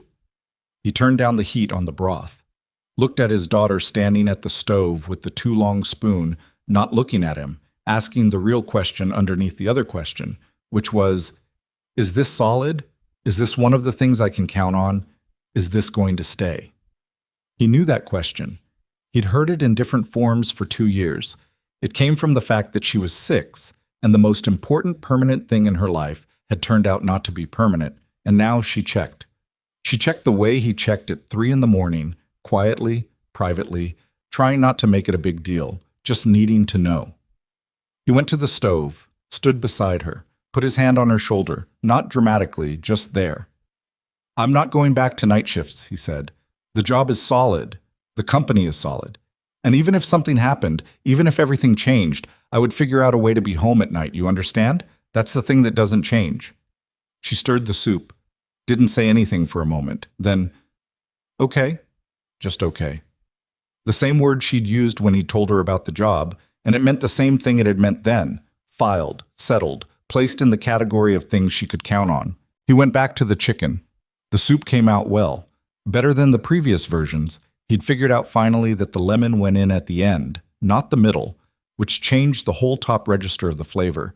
And Lily noticed without him telling her and said, "Something's different." And he said, "Lemon timing." And she looked at him like he'd discovered something significant. They ate at the kitchen table, and Lily told him about a disagreement she and Deja had about whether the moon could technically be called a desert, an argument that had apparently been ongoing since February with no resolution and significant passion on both sides. And he gave his opinion, which was that technically yes, but spiritually no, and she said, "That's actually a good answer," and wrote it down. After dinner, she did the rest of her homework, and he cleaned the kitchen, and then they watched 40 minutes of a nature documentary about, inevitably, desert ecosystems, which Lily watched with the focused attention of an academic reviewing work in her field, occasionally noting when the narrator got something slightly wrong or oversimplified. At 8:30, he told her it was time, and she went without the usual campaign of extension requests, which meant she was actually tired, which meant the day had taken something out of her in the good way, the way a full day did. He stood in her doorway after the light was out and the nightlight was doing its star thing across the ceiling. "Dad?" she said, from the dark. "Yeah. I told Marcus he can borrow my kangaroo rat drawings for the presentation if he wants, for the visual part." He leaned against the doorframe. "When did you tell him that?" "We text," she said, as if this was obvious. "You text a 9-year-old in Portland." "We text about desserts mostly," she said. "Sometimes about other stuff." A pause. "He's funny. He doesn't seem like he's going to be funny, but then he is." "That's the best kind of funny." "Yeah." She was quiet for a moment. The stars moved across her ceiling, slow and blue. "Do you think Charlotte, Ms. Sinclair, do you think she's going to keep coming to his games?" "I think she is." "How do you know?"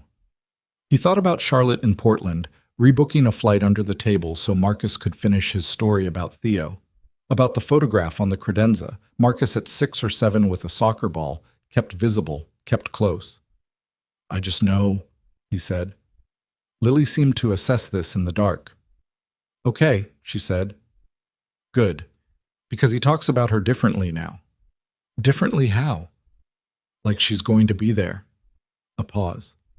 "He used to talk about her like she was someone he knew. Now he talks about her like she's his mom." Nathan stood in the doorway and felt that land somewhere in his chest. Not painfully, not with the sharp-edge quality it sometimes had, but with the particular weight of something that was both ordinary and not ordinary at all. A 9-year-old in Portland who was learning to talk about his mother like she was going to be there. "Get some sleep," he said. "Okay." A beat. "Love you." "Love you too, Bug." He pulled the door to its usual gap and went to the living room and sat on the couch in the quiet, not doing anything, just sitting in his house at 8:40 in the evening like a man who lived in his house in the evening. He thought about everything. Not in the anxious way, not in the night shift way where thinking was partly survival planning and partly staving off the specific loneliness of 3 a.m. highways. Just thinking. The kind that happens when you're sitting still and nothing is urgent. He thought about what Lily had said in the kitchen once, early in the night shift months, when she'd been 4 and still learning the shape of their new life. "When are you home?" And he'd said in the morning, "Bug," always in the morning, and she'd thought about it and said, "That's not really home time, though." 4 years old, and she'd already understood the thing that had taken him months to articulate, that present in the morning was not the same as present at night, when the hard stuff happened. That there was a difference between technically there and actually there. He was actually there now. He thought about Elena. He let himself, which he didn't always, let himself sit with it properly, the fact of her absence and the fact of what she'd left behind. The coffee mug with the chipped handle was still in the cabinet.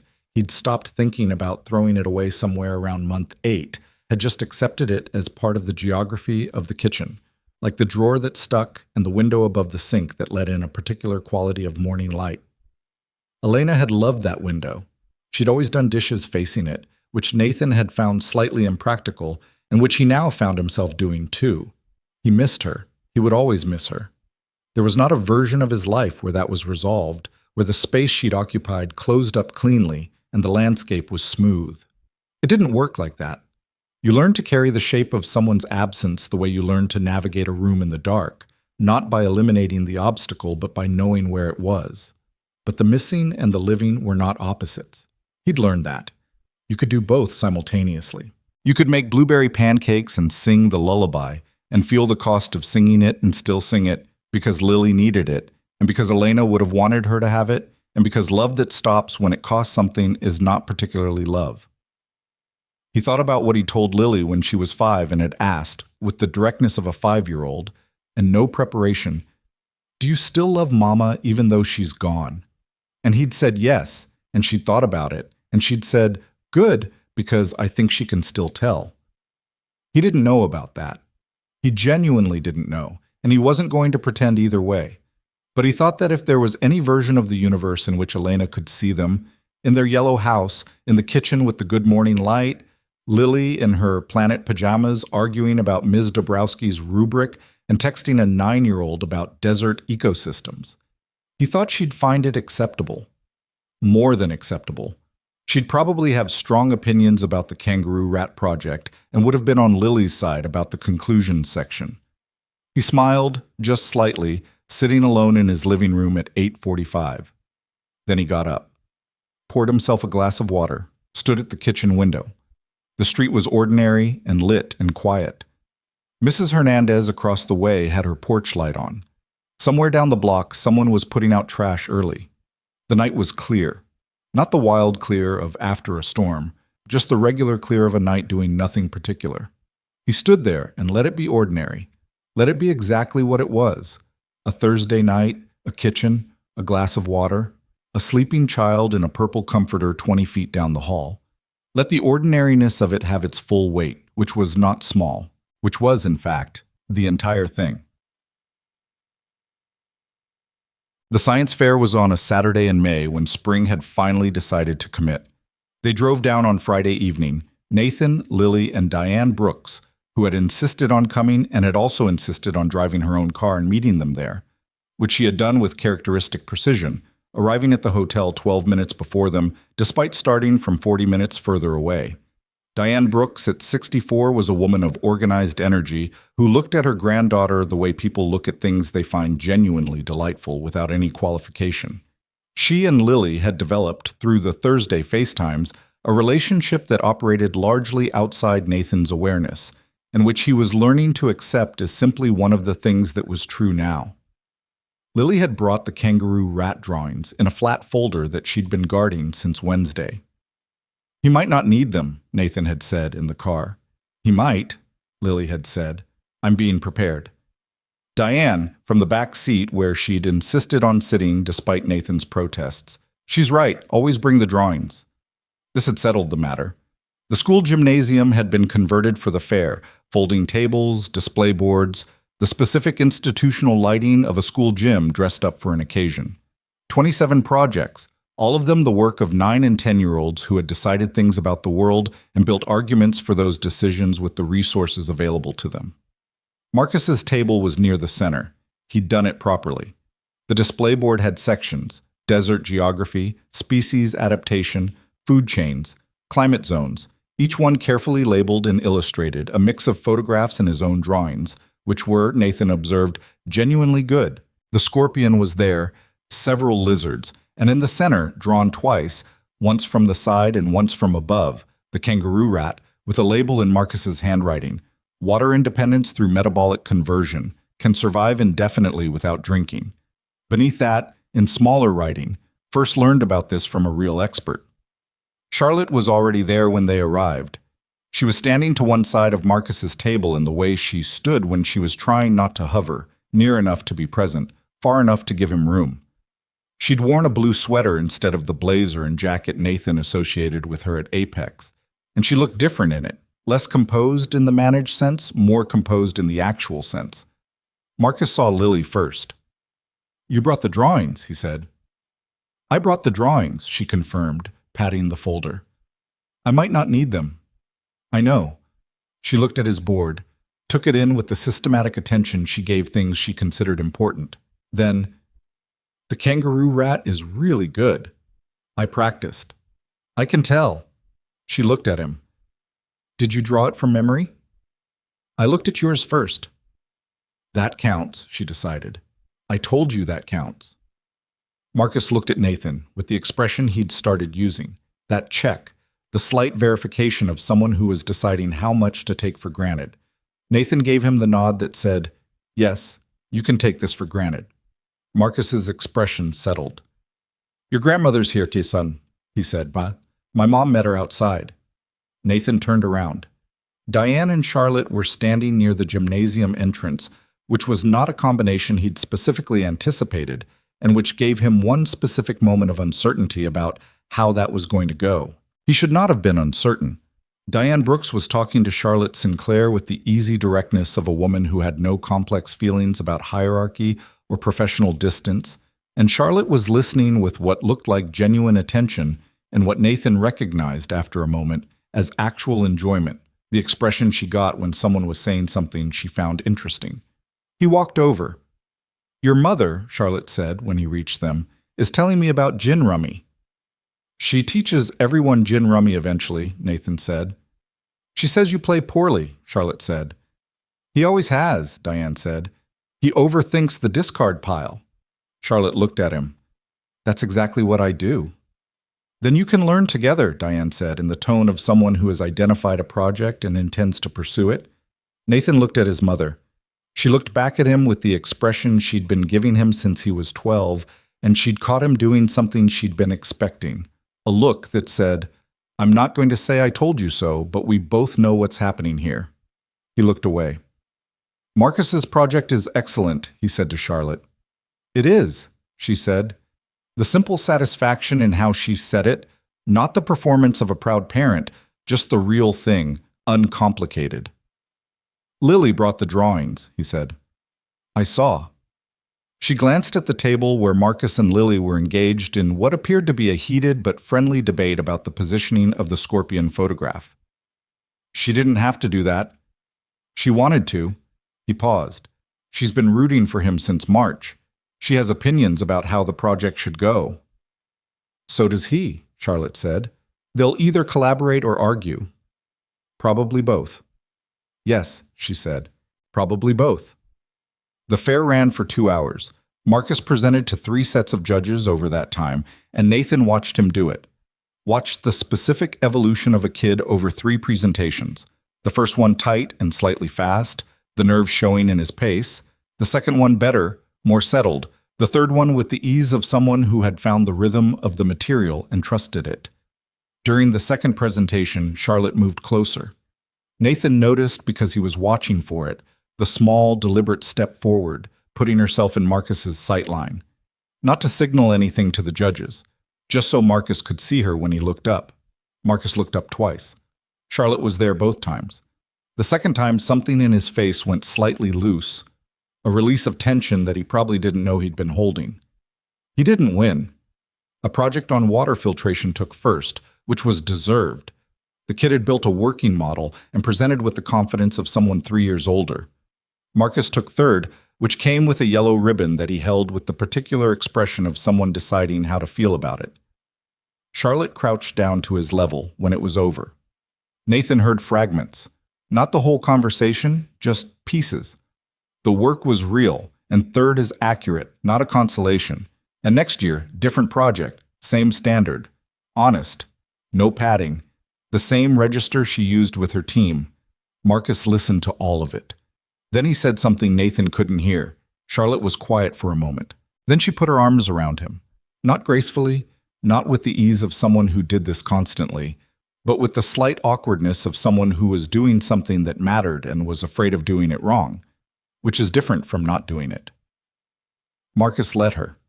The gymnasium was loud around them. Other families, other projects, the particular controlled chaos of 200 people in a school gym in May. Nathan stood with his mother and Lily at a slight distance, not looking directly, giving them the room they needed. Diane put her hand briefly on his arm. Yeah, he said quietly. Yeah, she agreed. Lily looked up at him. She'd watched the ribbon presentation with the analytical attention she gave outcomes she'd invested in. She looked, Nathan thought, like someone who had been hoping for a thing and gotten a different but acceptable version of it. Third is still really good, she said. It is, Nathan said. His scorpion section was the best part. She looked at the table. I told him that. What did he say?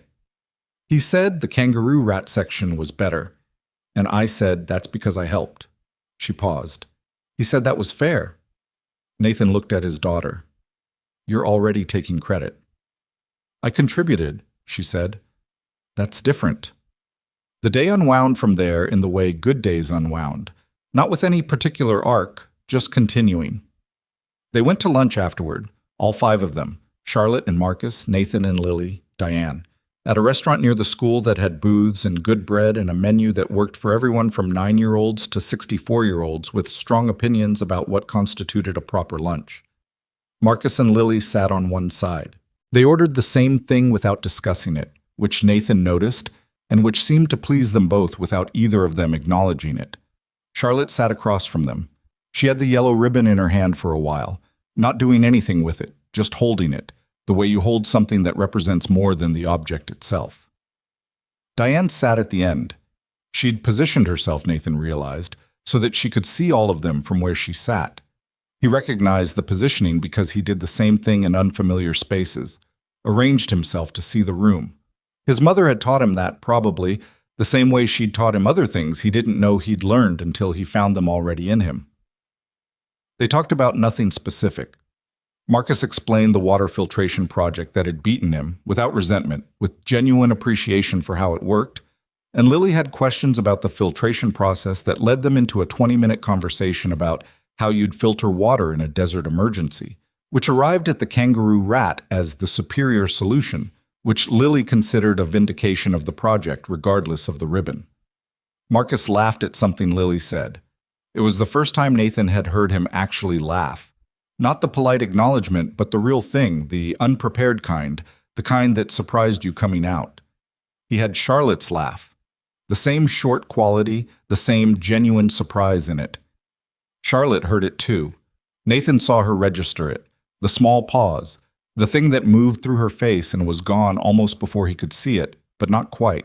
After lunch in the parking lot, Diane hugged Marcus, who accepted it with the slightly baffled tolerance of a 9-year-old being hugged by someone's grandmother, and told him the project was excellent and that he should come visit sometime, which Marcus processed as the kind of thing adults said, and which Diane meant as a literal invitation with a follow-up date in mind. Charlotte shook Diane's hand, and Diane held it slightly longer than a handshake, and looked at Charlotte with the direct, warm assessment she gave people she'd decided about. Thank you for what you did for my son, Diane said. Charlotte looked at her. He did it himself. He needed the conditions, Diane said. You provided them. A pause. That's its own thing. Charlotte held her gaze for a moment. Thank you, she said. Just that. Nathan hugged his mother. She held on. Drive safe, he said. Always, she said, into his shoulder. She's good. Mom. I'm just saying. I know what you're saying. Good, she said, and let him go. On the drive home, Lily fell asleep somewhere around hour 2, the folder with the kangaroo rat drawings on her lap, her head tilted against the window. The late afternoon sun was long and low, coming through the passenger window and crossing the seat, and the road was clear and the radio was on something quiet, and Nathan drove with the easy attention of someone who knew the road and trusted the car and wasn't in any hurry. He thought about everything. He thought about the first thing and the last thing and the distance between them, the storm, the highway, the woman with the watch, the choice that hadn't felt like a choice at all, just the obvious thing, the only thing that fit with who he was, and everything that had followed from it. He thought about whether he was a different person than he'd been 14 months ago, and the honest answer was, not fundamentally. The same man, the same set of things he wouldn't do, the same instincts that had gotten him through the night shifts and the grief and the mornings when being steady required more effort than it looked. None of that had changed. What had changed was the setting, the conditions, the space available to him. He thought about what Charlotte had said to his mother. He did it himself. And his mother had said he needed the conditions. And they were both right. in the way that two true things could occupy the same space without canceling each other out. Nathan had always been who he was, but who he was had been operating in conditions that made it hard to see clearly. Hard to see that the man doing 2 a.m. arithmetic about utility bills was the same man who could run international carrier negotiations and rebuild a logistics structure that had been inefficient for years. The conditions had obscured it. Charlotte had changed the conditions. He thought about what that was worth.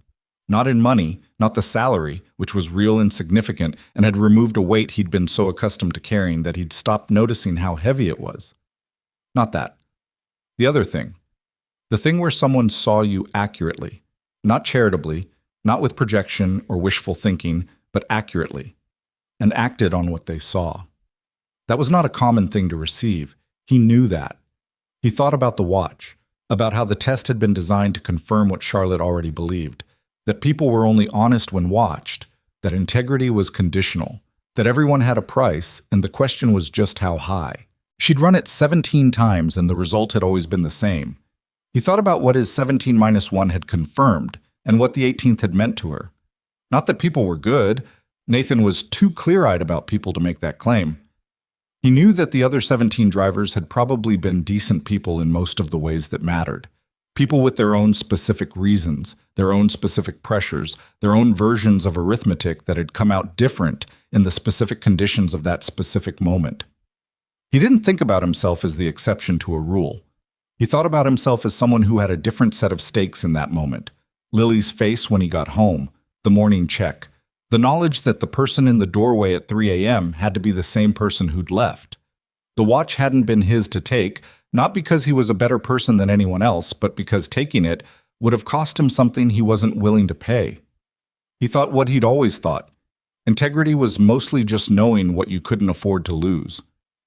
Lily shifted in the passenger seat. The drawing stayed on her lap. Nathan adjusted his hands on the wheel. He thought about Elena. He thought about her the way he'd been letting himself think about her lately, not with the managed distance of the hardest months, but plainly with the full feeling of it, which was still loss and would always be loss and was also, alongside that, love that had not gone anywhere. He thought about her being proud of Lily. He thought about her opinions on the kangaroo rat project, which would have been enthusiastic and detailed. He thought about the window above the sink and how she'd loved it, and how he understood now, in a way he hadn't at first, that doing the dishes facing the window was not impractical. It was just paying attention to a good thing while you did a necessary one. He paid attention to the road. The city appeared on the horizon as they came over the last ridge before home, the familiar skyline, the particular arrangement of lights and towers that meant they were close. Lily slept through it. Nathan drove through the ordinary suburbs, the ordinary intersections, the ordinary Friday evening streets with their Friday evening people doing Friday evening things. He turned onto Mercer Street. The porch light was on. It was always on now. Lily had made it automatic. And the yellow house sat in its particular way at the end of the familiar driveway, ordinary and specific and exactly itself. He parked, turned off the engine. Lily woke up the way she always woke up from car naps, not gradually, but all at once, eyes open, aware. "Home?" she said. "Home," he said. She looked out at the house, checked it with the automatic check she'd developed. The same check he did, he'd noticed, the same quick verification. Then she picked up her folder and got out of the car. He got out too. Stood for a moment in the driveway in the May evening, which was cool and smelled like the neighbor's late-blooming lilac, and something like grass that had recently been rained on. The sky was doing the thing spring skies did at 7 in the evening when you were north of the equator. Still light, a kind of sustained luminosity that wasn't quite day and wasn't quite dark. The world suspended in a color that didn't have a name. Lily was already at the door with her key out. "Dad," she called back without turning around. "Yeah." "Can we get a dog?" He stood in the driveway in the spring evening and looked at his daughter at the door with her kangaroo rat drawings and her house key and her complete unfailing confidence that the next good thing was exactly the right size away. "Let me think about it," he said. She turned around, looked at him. "That means yes, eventually." "It means let me think about it." "But eventually, yes." He walked to the door. "Eventually," he said, "is a real answer." She considered this for one more second. Then she turned the key, pushed the door open, and went inside with the folder held flat in both hands like it was still carrying something precious, which, Nathan thought, following her through the door, it was. He locked it behind him. The house was warm and had its smell, and somewhere in the kitchen the timer he'd set before they left had turned the light on automatically, and the whole place had the quality of something that had been waiting for them, which was not accurate as a fact, but was accurate as a feeling, which was sometimes the more useful kind of truth. He hung up his jacket. He was home. He had always been rich in the only way that didn't depreciate, the way that couldn't be taken, couldn't be market corrected, couldn't be placed on a seat in a dark car and tested. The love and the presence and the accountability to a small person in planet pajamas who needed him to be the same person when he walked out the door as when he walked back in. He'd always had that. He'd never been without it. Everything else, the job, the VP role, the salary that removed the weight, the strange specific path that had led from a rainy highway to an 8th-floor desk to a science fair in Portland, all of it was real and all of it mattered. But it was the addition to something, not the thing itself. The thing itself was already there. It had been there the whole time. It was in the kitchen, making something out of the leftovers from yesterday, explaining to a stuffed dog that kangaroo rats don't need water, and asking, periodically, whether the dog understood the significance of this. Nathan walked down the hall, stood in the kitchen doorway. "Barnacle thinks it's interesting," Lily reported without looking up. He didn't know about the water either. "Nobody does at first," Nathan said. "That's why you tell them." She looked up, smiled, the wide, uncomplicated one she still had, the one that hadn't learned yet to be careful. He walked into the kitchen. They made dinner.